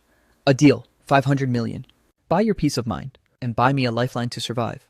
It's a fair trade. I stared at this woman so familiar, yet such a stranger. She had truly mastered the art of cold-blooded bartering, pushing her win-at-any-cost mentality to the absolute limit. Even the final shred of whatever feelings remained were nothing more than chips on a gambling table to her. My heart turned into a block of solid ice. Ye Jiwei, I began, my voice low and steady. Do you know, your biggest failure wasn't misjudging a rat like Chu Yifeng, nor was it losing that partnership. She frowned. It's that you'll never understand that some things can never be bought, and some things are beyond the reach of threats. I took 2 steps toward her, looming over her with a suffocating intensity, like a person's sincerity, like their dignity, like the sheer determination of a man with nothing to lose. Go ahead, tell them whatever you want. Let's see who hits the dirt first, me or your crumbling Yi group. I curled my lip into a mocking smirk. And by the way, here's a friendly reminder. Imagine the public's reaction when they learn you weren't just blind to choosing a bottom-tier trash like Chu Yifeng for an engagement, but also, while your company is teetering on the edge, you attempted to blackmail your ex-husband with his private secrets. Don't you think that might make your dire situation even worse? Yejuei's pupils constricted violently, and every last drop of color drained from her face. I didn't spare her another look, turning my back and walking out of the tea room. As I stepped outside, the sunlight felt blindingly harsh. I took a deep, steadying breath, burying that icy confrontation deep within my heart. It seems that between me and Ye Jiwei, there is absolutely no room left for reconciliation. She's been pushed into a dead end, and now she's resorting to the dirtiest tactics imaginable. I filled Lin Qingqian in on the details of our meeting. She fell into a pensive silence for a moment. She's a cornered beast acting out of desperation. However, those old rivals she mentioned are a genuine threat. Even though your staged death was meticulously planned, it's impossible to guarantee no traces were left behind. I'm aware, I said with a nod. It looks like I need to step up the pace. Before my true identity is potentially exposed, I must solidify my position within the Fu Group and seize absolute authority. Furthermore, the shadow player muddying the waters must be dragged out into the light immediately. The fact they are in the dark while I'm exposed is a constant lingering threat. Just as Lin Qingqian and I were launching a deeper investigation, an unexpected person reached out with a lead. It was someone from Chu Yifeng's side, Assistant Chen, the one who once helped me pick out a ring. He somehow managed to obtain my private number and called me trembling, saying he needed to meet because he had critical information to share. Initially, I had no intention of entertaining him, but Lin Qingqian suggested there was no harm in a meeting. Sometimes the small fries are the ones holding the key. We arranged to meet at a high-security private club. Chen looked even more haggard and gaunt than before, with dark, heavy circles bruising the skin under his eyes. When he saw me, he was so nervous his hands wouldn't stop shaking. Vice President his voice quivered. I have something to tell you. I gestured for him to relax, though I maintained a cold, distant demeanor. Chen swallowed hard, as if summoning every ounce of his courage. Vice President, I know exactly who leaked those photos at the engagement gala. Lin Qingqian and I exchanged a sharp, knowing glance. Who was it? It was Mrs. Li, Mrs. Wang, and the wife of CEO Zhang. They all banded together to make it happen. Chen listed off several high-profile names, all prominent socialites and influential wives in Jingbei's elite circles. I stood there momentarily stunned. Those women? I recalled that in the scandalous photos Lin Qingqian gave me, Their husbands were all caught in compromising positions with Chu Yifeng. Chen's next words confirmed my darkest suspicions. To secure investments and climb the social ladder, Mr. Chu had intimate dealings with all of their husbands. Eventually, word of his escapades reached the ears of those powerful wives. They were absolutely livid. They spent months investigating him in the shadows, collecting a mountain of incriminating evidence. Initially, they planned to settle it privately. But when they saw Mr. Chu was marrying President Ye, and doing so with such obnoxious fanfare, they chose to strike at the engagement ceremony, exposing everything in front of the entire world. They wanted Chu Yifeng and those unfaithful husbands to be dragged into the scorching light together, leaving their reputations in total ruin. And they wanted Ye Jiwei, the arrogant bride-to-be, to become the ultimate laughingstock of the century. It all made sense now. Everything clicked. No wonder some angles looked like covert surveillance, while others were crystal clear. No wonder they had access to such sensitive private footage. The victims of the infidelity had gathered the evidence themselves. How are you so well informed about their secret plot? Lin Qingqian interrogated him with a cold, piercing tone. Chen lowered his head, eyes fixed on the floor. One of those wives' younger sisters is my girlfriend. While they were orchestrating the takedown, my girlfriend accidentally overheard their plans. She told me because she despised Chu Yifeng as well, viewing him as a toxic parasite who ruined lives. So, she urged me to come and tell the vice president. They said they're deeply sorry for dragging you into the crossfire. They never anticipated you would actually show up. They only wanted to give Chu Yifeng and those degenerate, disloyal men a lesson they would take to their graves. Lin Qingqian and I were plunged into silence once more. This revelation was entirely unexpected, yet perfectly logical in its own twisted way. Chu Yifeng had reaped exactly what he sowed. By toying with people's emotions and shamelessly social climbing, he had finally been devoured by his own schemes. And the vengeance of these socialites was truly savage, delivering a decisive fatal blow to his life. What is their objective in sending you here now? I questioned Chen, who replied hastily. They said if the vice president requires it, they are willing to step forward and testify. They'll confirm the photos have zero connection to you. They can also provide several crucial leads regarding the individuals responsible for the recent smears against you. In exchange, they hope you'll stop digging into the leak to preserve whatever shred of dignity they have left. It was a straightforward trade. Information and vindication in exchange for my silence, shielding their family's final remnants of honor. I glanced at Lin Qingqian. She gave an almost imperceptible nod. Fine, I agreed to the terms. This was purely beneficial for my current situation. It would sever my ties to the gala scandal, while simultaneously providing fresh intelligence. It was an offer I couldn't refuse. As for the domestic dramas of those wealthy wives, I had absolutely no interest in getting involved. Chen let out a visible sigh of relief. He left behind a flash drive, allegedly containing the data those wives provided, regarding the masterminds behind the recent rumors against me, then hurried away as if escaping a fire. What's your take on this? I asked Lin Qingqian. The leads should be quite useful. Lin Qingqian picked up the flash drive. At least the mystery of the photos is solved. Ye Jiwei wasn't the direct culprit, though she's far from innocent in all this. If she hadn't flaunted that engagement so aggressively, triggering those wives' fury, this landmine might never have detonated. As for the smear campaign, let's see what we've got. The data on the drive was incredibly detailed, pointing directly towards several agencies specializing in digital marketing and specialized troll farms. It also implicated several intermediaries with intimate ties to the Ye Group's inner circle. Even more pivotal, there was a blurred screenshot of a bank transfer record revealing a massive surge of funds from an offshore shell company flowing into one of those troll farm accounts. And the registered owner of that shell company, upon further investigation, was linked to a distant relative on the side of Ye Jiwei's mother's family. Though it wasn't a smoking gun yet, the razor-sharp arrow of suspicion was pointed squarely at Ye Jiwei. I knew it was her. I let out a cold sneer, begging me for a deal 1 second, while stabbing me in the back with these petty schemes the next. With this leverage, our counterattack will be child's play. A sharp, predatory glint flashed in Lin Qingqian's eyes. However, Wenchuan, the threatening call demanding I leave you, it doesn't seem to be from the same group of players. My heart tightened. She was right. If it were Ye Jiwei, she'd be desperate for Lin Qingqian and me to bail her out. Or at most, she'd try to sow discord between us, not flat out demand that we separate. There's another hidden power at work, Lin Qingqian noted, and their sights are set solely on me. Is that why you vanished for days to track them down? I looked her in the eye. Lin Qingqian pursed her lips, giving a slow, deliberate nod. Her expression was heavy with gravity. Yes, I found some leads, but nothing is set in stone yet. It's related to some lingering ghosts from my overseas company, specifically the baggage that comes with my new identity. It's proving to be quite a headache. She was being cryptic, but I understood perfectly. The mantle of the WW Group's heiress brought far more than just infinite wealth and power. It brought scandals, rivals, and lethal danger. Inside that colossal commercial empire, Loyalty was likely far from absolute.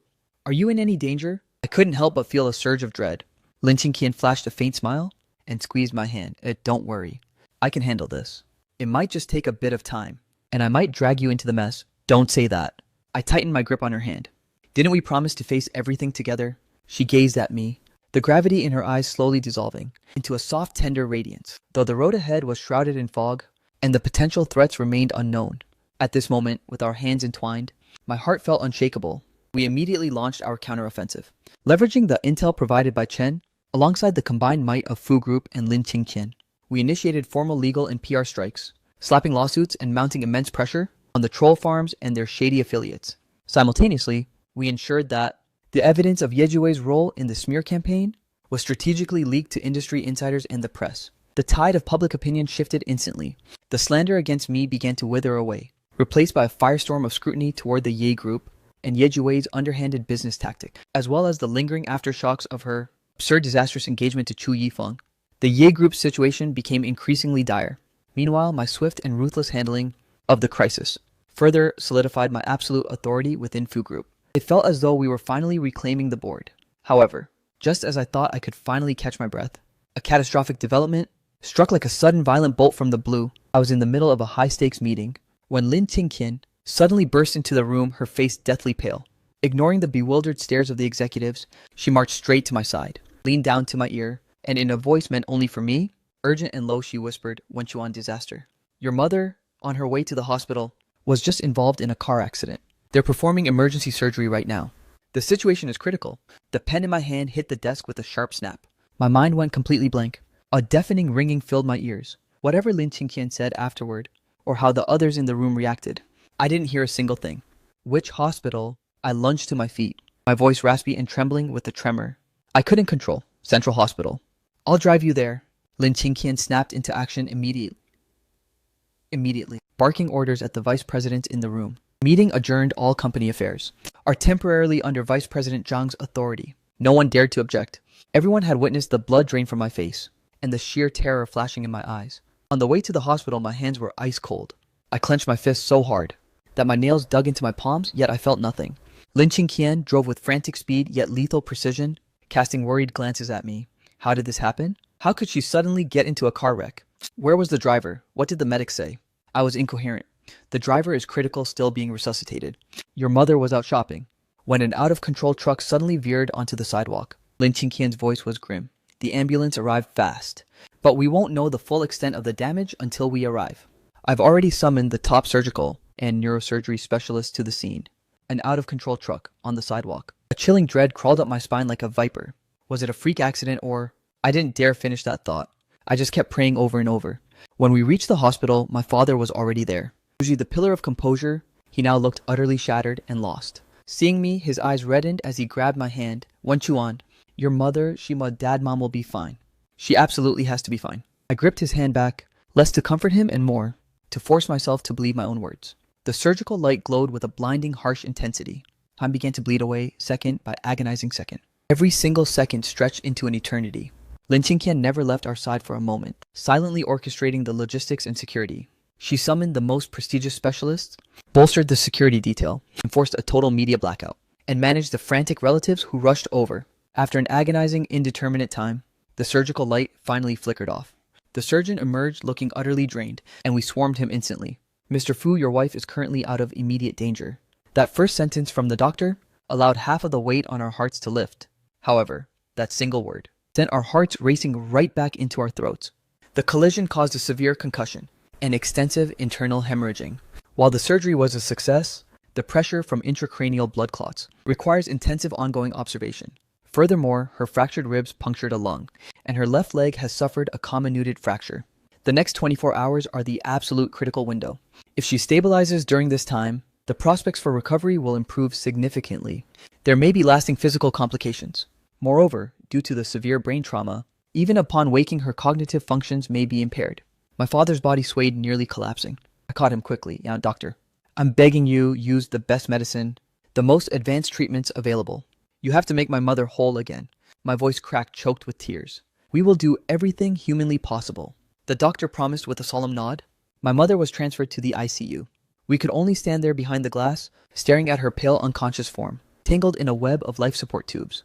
Father seemed to age a decade in an instant, his tears flowing freely as he gripped my hand.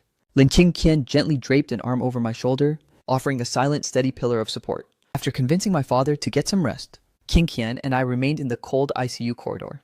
The police finished their preliminary investigation. They claimed the truck driver fell asleep at the wheel. Full liability, Lin Qingqian whispered grimly. Her eyes glinted with a sharp edge. But I've already dispatched people to dig into that driver's history and his movements over the past few days. Inside his bank account, a massive untraceable sum of cash appeared. Just 3 days ago, plus at the underground casino he frequents. Several unfamiliar faces have been seen lurking lately. I snapped my gaze toward her. You mean, it's all too convenient. Lin Qingqian's eyes were like shards of ice. Just as your counterattack was crushing Ye Jiwei and flipping the script, your mother suddenly meets with a tragic accident. That driver looks like a hitman who was bought and paid for. My heart plummeted into a dark abyss.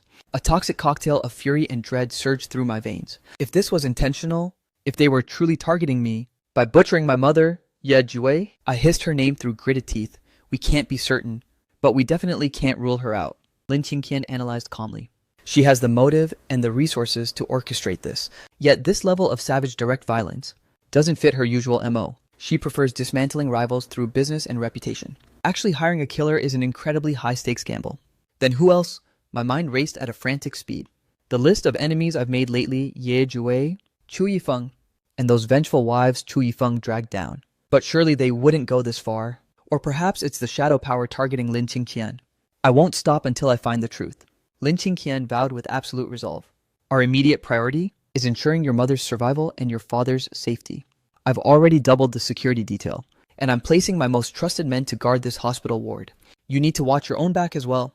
I gave a grim nod, staring through the glass of the ICU at my mother's lifeless pale face. I clenched my fists until my knuckles turned white. Regardless of who it is, if they dare touch my family, I will make them pay 1,000 times.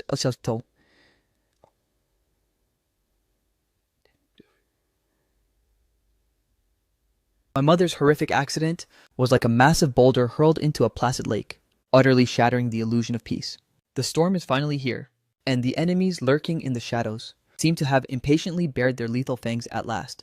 Mother lay in the ICU for 3 grueling days, before finally surviving the most critical window. Her vital signs began to stabilize, yet she remained trapped in a deep coma. The doctor stated that brain trauma requires time to heal. While waking up is inevitable, permanent neurological complications are now unavoidable. Father exhausted his remaining strength handling essential company matters, spending every other waking moment standing guard at the hospital. I meanwhile was sprinting between the hospital and the office, juggling the high-stakes workload of the Fu Group while hunting for the truth behind the accident. I felt like a wire stretched to its absolute breaking point. Lin Qingqian mobilized her entire global intelligence network to trace the truck driver and the source of that wire transfer. The trail led to a labyrinthine money laundering web overseas, circling through several offshore accounts before vanishing into thin air, making it nearly impossible to pinpoint the true mastermind. But the cleaner the trail appeared, the more suspicious it felt. At the same time, within the Fu Group, discordant and toxic voices began to emerge. Anonymous reports surfaced claiming my personal life was a mess, alleging I'd crossed the underworld and incited their vengeance, putting my own family in the line of fire. They attempted to incite a vote of no confidence within the board. Though Father and Lin Qingqian successfully crushed the dissent, the shadows remained. The enemy was applying pressure on all fronts, from my reputation to my family, and straight down to the very foundations of my career. That day I received a call from Ye Jiwei. Her voice sounded disturbingly different this time, no longer characterized by that arrogant icy chill, or the frantic desperation of a negotiator, but rather carrying a heavy, suppressed stillness. Fu Wenchuan, I heard about your mother's incident. You have my sympathies. But I must remind you, the tallest trees catch the most wind. Have you made some dangerous enemies lately? I let out a cold sneer. Is this a crocodile's tear, President Ye, or are you just here to gloat? Think whatever you want. She paused. I'm only telling you this. Some games are far beyond your league, and far beyond Lin Qingqian's league for that matter. Back off while you still can. Perhaps then you can still protect those you hold dear. What the hell is that supposed to mean? I felt my internal alarms trigger. What I mean is, the one who caused your mother's accident might not be the person you suspect. Yet Jue's voice dropped to a low murmur, laced with a trace of imperceptible exhaustion and raw fear. I can barely save myself at this point. Someone is tightening the noose around my neck, using leverage they found against my father's past. Who? I don't know. They're a ghost, but their power is astronomical. Ye Jue took a shaky breath. Fu Wenchuan, For the sake of our history together, I'll give you one final piece of advice. Distance yourself from Lin Qingqian. The water surrounding her is deeper than you can imagine, and infinitely more lethal. That throne she inherited, there are countless predatory eyes watching it, waiting to drag her down into the abyss, or use her to seize the empire she controls. You are just a pawn being used in their game. I sharpened my focus dissecting the intel in her words. Yet Yue fell into a long, heavy silence, stretching so long I thought she'd disconnected. Then she spoke hollowly.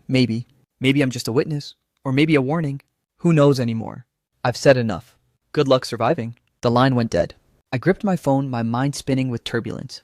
Yejue's cryptic warning carried massive implications. It seemed she was also being coerced by a shadow organization, and this faction was tied directly to Lin Qingqian's succession of the WD Group. My mother's horrific accident, it might not have been Yejue's direct command, but rather the work of this sinister third party. The goal to serve as a warning to me, or perhaps use me as a warning to Lin Qingqian. I relayed every detail of the call to Lin Qingqian.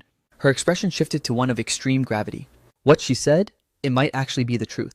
Lin Qingqian began pacing the room restlessly. The internal factions within WW are a viper's nest. The mess my father left behind is far from resolved. There are several elders and collateral branches who harbor nothing but venom for a bastard child suddenly becoming the heir. They are absolutely plotting in the dark, constantly pulling strings behind my back. The reason I vanished recently was to investigate leads linking them to certain powerful domestic factions right here at home. What's their endgame? Forcing you to abdicate, or something even more sinister? My heart clenched with anxiety. Anything is possible. Lin Qingqian halted her pacing and looked at me, her gaze unfathomably deep. Money, power, and the cutting-edge tech and exclusive channels WW controls are more than enough to drive anyone to madness. When Chuan, if it truly is them, then your mother's accident is likely just the opening act. I am their ultimate target, and you are my Achilles heel. She stepped forward and pulled me into a soft embrace, her voice thick with both guilt and resolve. I'm so sorry, Wen Chuan. I've dragged you into this pit of vipers. I held her tight, shaking my head. Don't you dare blame yourself. From the moment I fell for you and decided to stand by your side, we became one. Through every storm, we're in this together. But things are about to get incredibly dangerous. Lin Qingqian looked up, her eyes now sharp and cold like surgical steel. We can't just wait around for the next blow. We have to seize the initiative and drag those cowards out into the light. What's the move? Luring the snake from its hole. Lin Qingqian uttered those words with lethal precision, a spark of absolute determination flashing in her eyes. They want to pressure me, they want to target you. Then I'll give them the opening they're dying for. A chance to seemingly break me, or even seize everything I own. My heart skipped a beat, and I instinctively gripped her hand. No, it's far too risky. It's the fastest and most surgical way. Lin Qingqian patted my hand to soothe me. Trust me, I will have every possible safeguard in place. Besides, I'm going to need your help to pull this off. She meticulously detailed her strategy. As I listened, though, I was sick with worry. I knew deep down that this is the absolute best way to break the current deadlock. With the enemy lurking in the shadows, we are constantly exposed and vulnerable. Only by baiting them out of hiding can we deliver a final fatal blow. What do you need me to do? I asked, my voice low and grim. We need to put on a show, Lin Qingqian said, gazing at me, with a complex swirl of emotions in her eyes. A performance of our falling out. Over the following days, Lin Qingqian and I began our scripted act. We deliberately staged a heated explosive argument in public, ensuring it was captured by prying paparazzi and gossip columnists. In the photos, my face was a mask of livid rage, while Lin Qingqian's eyes were rimmed with red. The whispers of our quarrel hinted at broken trust, endless trouble, and the burden of our connection. Rapidly, the elite social circles were flooded with rumors that Fu Wenchuan and Lin Qingqian, under the weight of family pressure and external threats, had reached a breaking point. News of our strained relationship spread like wildfire. Meanwhile, as Lin Qingqian handled overseas affairs solo, she suffered a series of suspiciously timed mishaps. Sensitive project data was leaked. Key partners abruptly pulled out of contracts. And there was even a terrifying report that the braking system on her car abroad had been deliberately tampered with. Each of these incidents was tactically leaked, carefully crafting the illusion that Lin Qingqian was drowning in the internal power struggles of world war and was backed into a desperate corner. On my end, I played the part of the resentful partner showing open disdain for how her mess had endangered my mother and Fu Group. I began aggressively scouting new business alliances, even dropping calculated hints that Fu Group might reconsider its ties to any WW-related ventures. I signaled a cold, inevitable split from Lin Qingqian. Like two masterclass actors, under the gaze of 1,000 prying eyes, we performed our grand tragedy of collapse. And finally, the fish began to bite. The first one to lose their composure was surprisingly Ye Jue. She requested another urgent meeting, this time at a location even more clandestine. She looked even more haggard and drained than before. Her eyes were ablaze with the madness of a cornered gambler. Fu Wenchuan, I know you and Lin Qingqian are just putting on a show.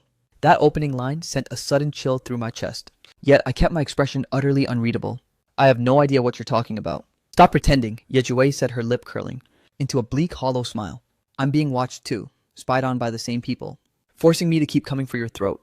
They want Fu Group's core trade secrets, or they want me to help them finally take down Lin Qingqian. Who exactly are they? I asked, my eyes locked onto hers. I don't have a specific name for them. I only know they go by the codename Night Owl. They operate in the gray zones of the underworld, specializing in doing the dirty work. For powerful factions who can't afford to get their hands bloody, the faction within WW that's hell-bent on ousting Lin Qingqian is likely using them as their primary operative. Yet Yue lowered her voice to a conspiratorial whisper. They've handed me a final ultimatum. Either I cooperate, or the evidence of my father's past embezzlement and corporate fraud will be handed straight to the prosecutor. As expected, it aligned perfectly with our suspicions. And why exactly are you confessing this to me? I asked. Because I don't want to end up dead, she replied. And I don't want my father rotting in a cell in his old age. Yejue looked at me with a look of pure conflict. But I refuse to be used as their puppet, only to be discarded like trash when they're done. Fu Wenchuan, let's form an alliance. A real genuine partnership. And what does this cooperation entail? I decided to play along with her game. I'll pretend to give them exactly what they want, to earn their trust and learn their next move. You and I will strike them from both sides, exposing Night Owl and the traitors within. A savage, ruthless glint ignited in Yejue's eyes. When the dust settles, I want your word that the Ye group will be allowed to survive, and that you'll help me bury my father's past mistakes. It was a high-stakes, perilous proposition. Could Yejue truly be trusted? Or was this just another layer of an elaborate trap? But looking into her eyes, I saw someone pushed to the brink, erupting with a resolve nearly bordering on mutually assured destruction, alongside a primal, deep-seated terror. My intuition whispered to me that this time she was actually for real. The enemy of my enemy could perhaps be a temporary ally. How can I possibly trust you? I asked, my voice dropping into a low growl. Ye Jiwei pulled a miniature voice recorder from her bag and slid it across the table toward me. This contains our entire conversation just now, plus several snippets I managed to record in secret when they forced me to make contact. Even though they used voice modulators, the specific commands and details can serve as evidence. Is this enough? I picked up the recorder and glanced at her. Fine. I'll give you the benefit of the doubt for now, I said. We'll hammer out the specifics later. But you must follow our instructions to the absolute letter. Notify me instantly of any changes. Yejue let out a heavy, shuddering sigh of relief, as if a mountain-sized burden had been lifted from her. She leaned back against the chair, looking utterly spent. Thank you, Fu Wenchuan, she whispered, her voice laced with an unprecedented complexity. I didn't offer a response. There was no room for thanks between us. This was merely a union of necessity, a convergence of interests and mutual exploitation. But regardless of the circumstances, having a pair of eyes deep within the enemy camp significantly boosted our odds of winning. I handed Yejue's surrender and the voice recorder over to Lin Qingqian. She listened to the recordings with surgical focus, then leveraged her own private channels to verify the intel hidden within. The contents appear to be legitimate, Lin Qingqian confirmed. I've heard of this Night Owl organization before. They're a notorious international broker and cleaner syndicate. It seems those uncles and elders of mine really went all in to take me down. What's our next move? We stick to the original plan, but with maximum caution. Lin Qingqian's fingers drummed rhythmically against the desk. Yejue can serve as a hidden trump card, but we absolutely cannot place all our bets on her. We must accelerate our own strategic countermeasures. Since they're so desperate to pressure me and drive a wedge between us, then we'll hand them the perfect opportunity on a silver platter. Her gaze settled upon a certain invitation for an upcoming charity gala, set to host an assembly of elite high society figures on a luxury cruise ship. This might just be the magnificent stage we need. 1 week later, the opulent cruise liner known as the Starbound slowly drifted away from the bustling harbor, commencing its 3-day philanthropic voyage across the sea. The vessel was packed with distinguished guests, political titans, business moguls, and A-list celebrities had all gathered in one place. It was part charity event, part high-stakes social battlefield. The rumors of my fallout with Lin Qingqian had already saturated the air, so we played our parts by boarding the ship separately, maintaining the illusion of our broken bond. I arrived flanked by several top Fu Group executives, while she made her entrance alone as the formidable WD heiress. Once on board, I could feel the subtle prying gazes tracking my every move. This magnificent gilded ship felt like a massive theatrical stage, or perhaps a beautifully crafted birdcage. It severed most ties with the outside world, the exact kind of environment predators love to strike in. Strictly following the script, Lin Qingqian and I maintained a frigid distance in all public areas. only exchanging brief coded updates via encrypted devices when no eyes were watching. The grand gala commenced on the second night. I mingled with senior business tycoons, wine glass in hand. But my focus remained laser-locked on Lin Qingqian's location. She looked breathtakingly lethal in a black mermaid gown tonight. A beauty so sharp it was almost terrifying, making her the undeniable center of attention. I spotted several unfamiliar faces, men with a cold predatory aura, who were subtly flanking her from various corners of the room. Were they night owl mercenaries or the WW opposition's goons? Halfway through the evening's festivities, Lin Qingqian appeared to have overindulged in the champagne. Guided by a female attendant, she began weaving through the crowd toward the private cabins to rest. The eyes of those menacing men immediately shifted, shadowing her every step instantly. My heart hammered against my ribs, but I suppressed the urge to give chase immediately. According to our strategic gamble, Lin Qingqian would intentionally feign isolation and a facade of utter vulnerability to lure the predators into a strike. My role was to intervene at the tipping point, but moving too early would blow the entire operation. I excused myself from the gala, heading toward the deck. It was deserted there, providing the perfect vantage point for observation. Based on the intel Ye Jiwei covertly funneled to us, Night Owl's operatives might strike tonight, exploiting the cruise's isolated environment to seize Lin Qingqian or stage another accident. The sea breeze was howling, whipping my clothes violently against the night air.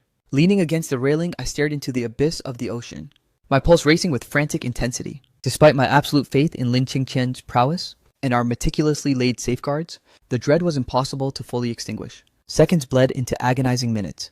The deck became a ghost town as guests filtered away. Suddenly, my encrypted earpiece crackled with Lin Qingqian's strained, hushed whisper, laced with a sharp sense of urgency. "Wen Chuan, they've made their move. Deck B near the engine rooms. Auxiliary passage. More hostiles than we anticipated. They're armed. My security detail is pinned down. The plan is compromise. Stay back. Do not come. It's too dangerous. I'm going to draw them away.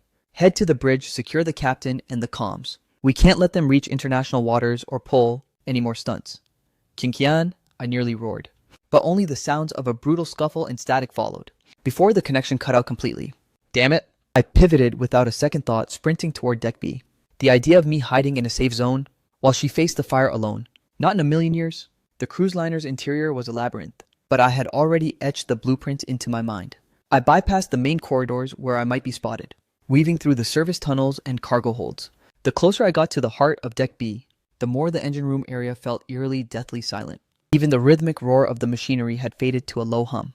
The faint echoes of combat and muffled groans drifted through the air. Panic flared within me like a wildfire. I lunged forward, rounding a sharp corner at breakneck speed. Before me stretched a narrow, claustrophobic, metallic corridor, shrouded in flickering, dim lighting. At the far end, several silhouettes were thrashing in the dark. I lightened my footfalls, inching forward with the silence of a ghost. I saw 3 men disguised in crew uniforms, their movements ruthless and predatory. Swarming a single figure, it was Lin Qingqian. Her combat prowess was exceptional, her strikes executed with lethal precision. She had already incapacitated one of the assailants, but the others were armed with stun batons and jagged daggers, and that elegant floor-length gown was clearly hindering her mobility. The situation was on the verge of disaster. My eyes scanned the surroundings, spotting a heavy metal pipe discarded on the floor. Without a second's hesitation, I snatched the pipe and charged like a madman. "Qingqian, get down." Hearing my roar, Lin Qingqian instinctively ducked with perfect synchronization. My metal pipe whistled through the air, delivering a bone-shattering blow to the wrist of the man aiming, a stun baton directly at her neck. The sickening crack of bone was unmistakable. He shrieked in agony as his grip failed, the stun baton clattering onto the deck. The remaining 2 immediately pivoted toward me, lunging with savage, murderous intent. They were clearly elite operatives, their strikes aimed purely at my vital organs. Relying on my knowledge of the terrain and raw desperation, I barely managed to parry their assault.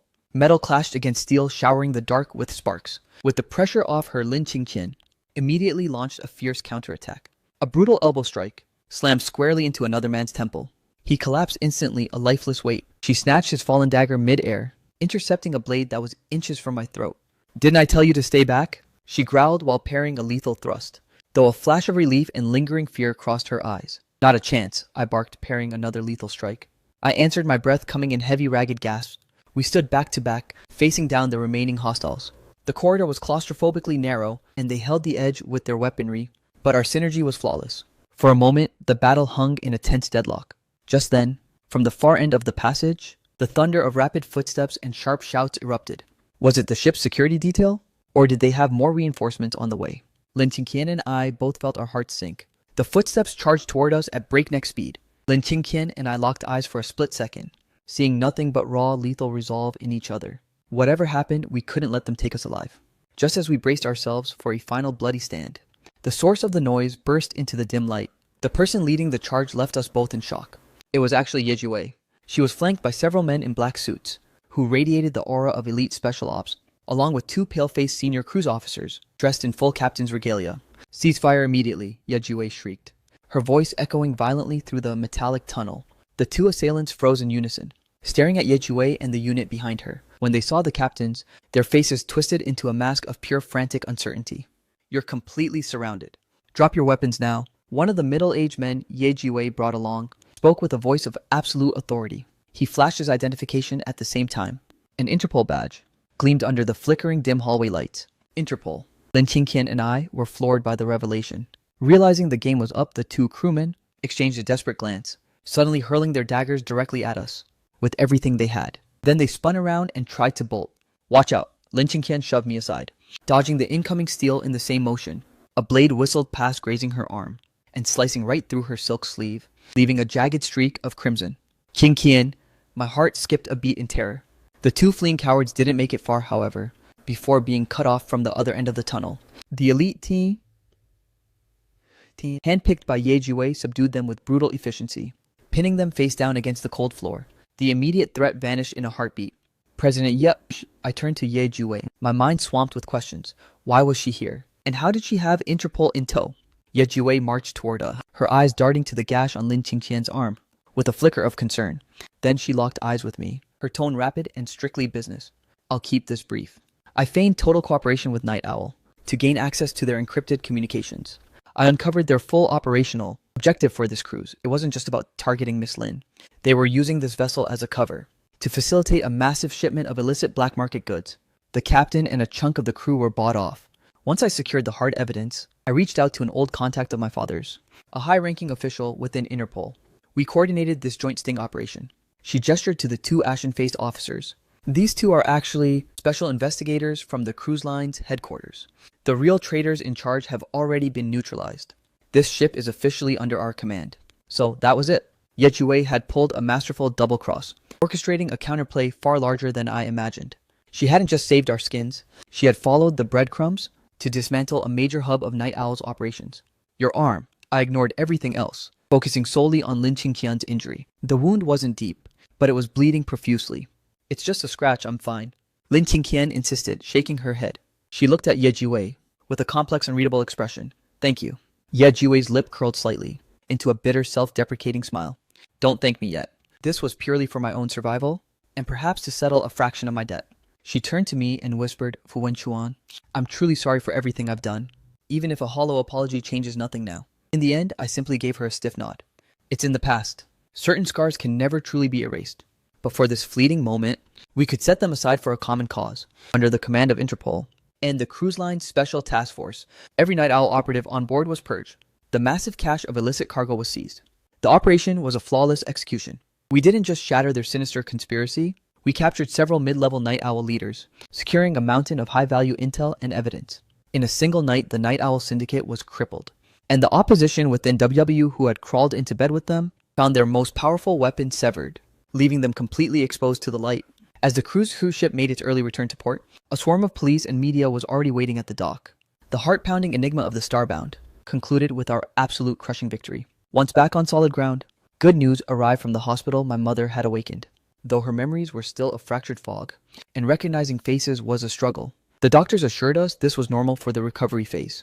With rigorous rehabilitation, there was a high probability of regaining most of her functions. The heaviest weight on my soul finally fell away. Lin Qingqian, Ye Jiwei, and I underwent a series of routine debriefings and statements. By the time we stepped out of the station, the sky had bled into a deep, dusky twilight. "What's your next move?" I asked Ye Jiwei. After tonight's events, she had burned every bridge with Night Owl. "I'm going to make a full confession, everything, including the skeletons in my father's closet. I'll lay it all bare for the authorities. Whatever the cost, I'm ready to pay it." Ye Jiwei stared at the fading sunset, her expression finally at peace. Yi Group might face bankruptcy and restructuring. It might be swallowed up in an acquisition, but at least it will finally be clean. I feel like a weight has been lifted. She turned toward us and offered a soft smile, one devoid of her usual arrogance and icy shield. "Your replaced by a sense of absolute serene relief. I truly wish you both happiness. It's time for me to face my own path now. She gave us a final wave, stepping toward a waiting car with a posture that was straight yet no longer burdened. As we watched her drive away, Lin Qingqian and I shared a silent look. Who could have predicted the three of us would end up here? Let's go home, Lin Qingqian said, taking my hand, her palm radiating a comforting warmth. Yeah, let's go home. Following the cruise ship scandal, a massive shockwave ripped through the WW group. Lin Qingqian seized the momentum to strike, uniting the loyal directors and shareholders. Armed with the testimonies and intel squeezed from Night Owl, she launched a ruthless high-stakes purge against the primary leaders of the opposition. Some were dragged off to prison, others were forced into early retirement, and many saw their shares forcibly clawed back. After a series of thunderous, iron-fisted maneuvers, the internal rot at WW was finally cauterized. Lin Qingqian's throne as the sole heir was Yejue stayed true to her word, coming clean and laying everything on the table. Due to various regulatory violations, and her father's historical baggage, the IA group was slapped with astronomical fines and forced to restructure. Yejue liquidated almost all her personal assets, just to fill the massive financial craters. In the end, the company was devoured by a foreign conglomerate. She chose to leave the capital shortly after, rumored to have moved to a quiet southern town, to start an entirely new chapter of her life. Occasionally in the margins of financial news, I'd spot her name surfacing as an independent consultant. Her gaze in the photos was calm, with the lethal edge of the past completely gone. As for Chu Yifeng, the scandal of those explicit photos had already left his reputation in absolute ruins. He became a total ghost in the entertainment industry. Word got out that he tried to reboot his career abroad, but with such a toxic record, no one would touch him. Ultimately, he vanished without a trace, becoming nothing more than a pathetic topic for idle gossip, until the world finally forgot he ever existed. As for my mother, through meticulous medical care and grueling rehab, her recovery far exceeded every doctor's expectations. Though she's no longer as nimble as she once was, and her memory occasionally hits a snag, she recognizes us most of the time now and remains in excellent spirits. Father slowly healed from the trauma, delegating more of the firm's heavy lifting to me so he could focus on Mom. Under my steady command, the Fu Group flourished, forging a series of high-level strategic alliances with Lin Qingqian's powerhouse, the WW Group. Our combined might is now practically unstoppable. The discord in the boardroom has finally died down. My sheer capability and iron-fisted tactics left them speechless. Another weekend evening arrived, and I drove to the quiet cemetery on the city's outskirts, clutching a bouquet of pristine white lilies. I stopped before a spotless, polished headstone. I gently set the flowers down. This was the cenotaph my father erected, back when everyone believed I was dead. Even after my resurrection and return, the monument remained standing, a somber memento of my past life, and a stark reminder of those chaotic, ridiculous years. I stood there in silence for a long moment, listening to the sea breeze rustle through the pines, creating a soft, melancholic symphony. It's finally over, I whispered to the wind. Wen Chuan, a gentle voice drifted from behind me. I turned to find Lin Qingqian had followed me there, carrying a small bouquet of her own. She stepped up beside me, placing her flowers next to my lilies, then naturally interlaced her fingers with mine. What are you doing here? I asked softly. I had a feeling you'd be here, she replied, looking at me, with the warm glow of the sunset reflected in her eyes. I'm here to say goodbye to the past. I nodded, tightening my grip on her hand. Yeah, goodbye to the shadows behind us, and hello to the future ahead. We stood side by side, gazing at the headstone together, as we watched the sun slowly sink beneath the horizon. The golden afterglow bathed us in its radiance, filling the air with a profound, tranquil warmth. Qingqian, once this chaotic storm finally settles, let's go and get our marriage license. I spoke with an air of calm, yet my palms were slick with nervous sweat. Lin Qingqian froze for a fleeting second, before her eyes ignited with a brilliant, dazzling light. Her radiant smile outshone even the vibrant sunset glow. Yes, she replied without a moment's hesitation, gently resting her head upon my shoulder. But the wedding must wait until I have absolute control over WW, and you've completely solidified your reign at Fu Group. I want us to have the most legendary, joyous wedding possible, so the whole world knows. Whatever you say, boss. I chuckled softly, pressing a tender kiss into her hair. The future may still hold trials and tempests, but as long as we stand side by side, we are invincible. Passion may have struggled through the bitter cold, but thankfully the path has finally cleared, revealing a world of blooming hope. To hold your hand and grow old together where the heart finds its peace. There is my true home.